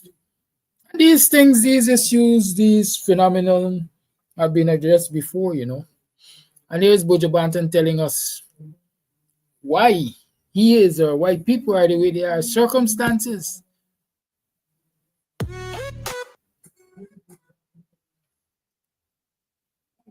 Circumstances make me what I am. Tom! Is there any remorse within your heart for those people you've dealt in the past? Those who came across your path, their life they've lost. Sure. And he replied, say, circumstances made me what I am. Was I born a violent man? Circumstances made me what I am. Everyone should understand. Circumstances made me what I am. Was I born a violent man? Circumstances made me what I am. Everyone should know. May sound strange, might sound foolish, but things ain't getting better. Every day another fall victim to the beretta. Why is there so much violence killing me one another? Let us learn to love and let that light shine brighter. Bad influence you influence the youth and get slaughtered. As bad man used to be, they respect the father. It's like no eyes don't realize that times get harder. Me talk all night without my mind and still is laughter. Circumstances made me what I am. Was I born a violent man? Circumstances made me what I am. And everyone should know. Him say, when I try to cope, tell myself there is hope. It seems like the biggest joke. And as I put down the gun, still dollars must run. I know a blind man can't come. And me a jam and a cool. One go back in a school. The system lick me. There's no hope for those who have not from the slum. Take the little much we have still hunting we down. I'm begging to show some love. When we get back, he replied, circumstances made me what I am. Was I born a violent man? Circumstances made me what I am. And everyone should know. When I know little cry, mama cry, papa cry too. She want the boy with a heart and that couldn't do. You know them find him dead with a Smith and Wesson. 6 weeks and change now. Me a remiss. Why so much violence? Too much violence. It hurts my soul and I won't keep silent. Circumstances made me what I am. That was his reply. I cry. Circumstances made me what I am. Everyone should know. May sound strange, might look foolish, but things ain't getting better. Every day another fall victim to the beretta. Why is there so much violence killing me one another? Let us learn to love and let that light shine brighter. Bad influence you influence the youth and get slaughtered. As bad man used to be, them respect the father. It's like no eyes don't realize the times get harder. I talk all night with all my mind and still is laughter. Circumstances made me what I am. Was I born a violent man? Circumstances made me what I am. And everyone should know now. And when I try to cope, tell myself there is hope. It seems like the biggest joke. And as I put on the gun, collateral must run. I know employment can't come. And me a think about cool. One go back in a school. The system lick me. There's no hope for those who have not from the slum. Take the little much we have, still until we done. Only we show some love. Only we get back some now. Circumstances made me what I am. Was I born a violent man? Circumstances made me what I am. Everyone should know. Circumstances made me what I am. Was I born a violent man? And that's a wrap. So have a good day. See you tomorrow. I'm the owner of All Nation Restoration. I started this business to do more than just restore damaged homes. I wanted to help people get back to life. And Chase for Business helps. Remember this, Cash App, there's Zelle, there's MMG. Ensure you make your donations before you have to start paying that 5%. Y'all have a good day. Bye-bye.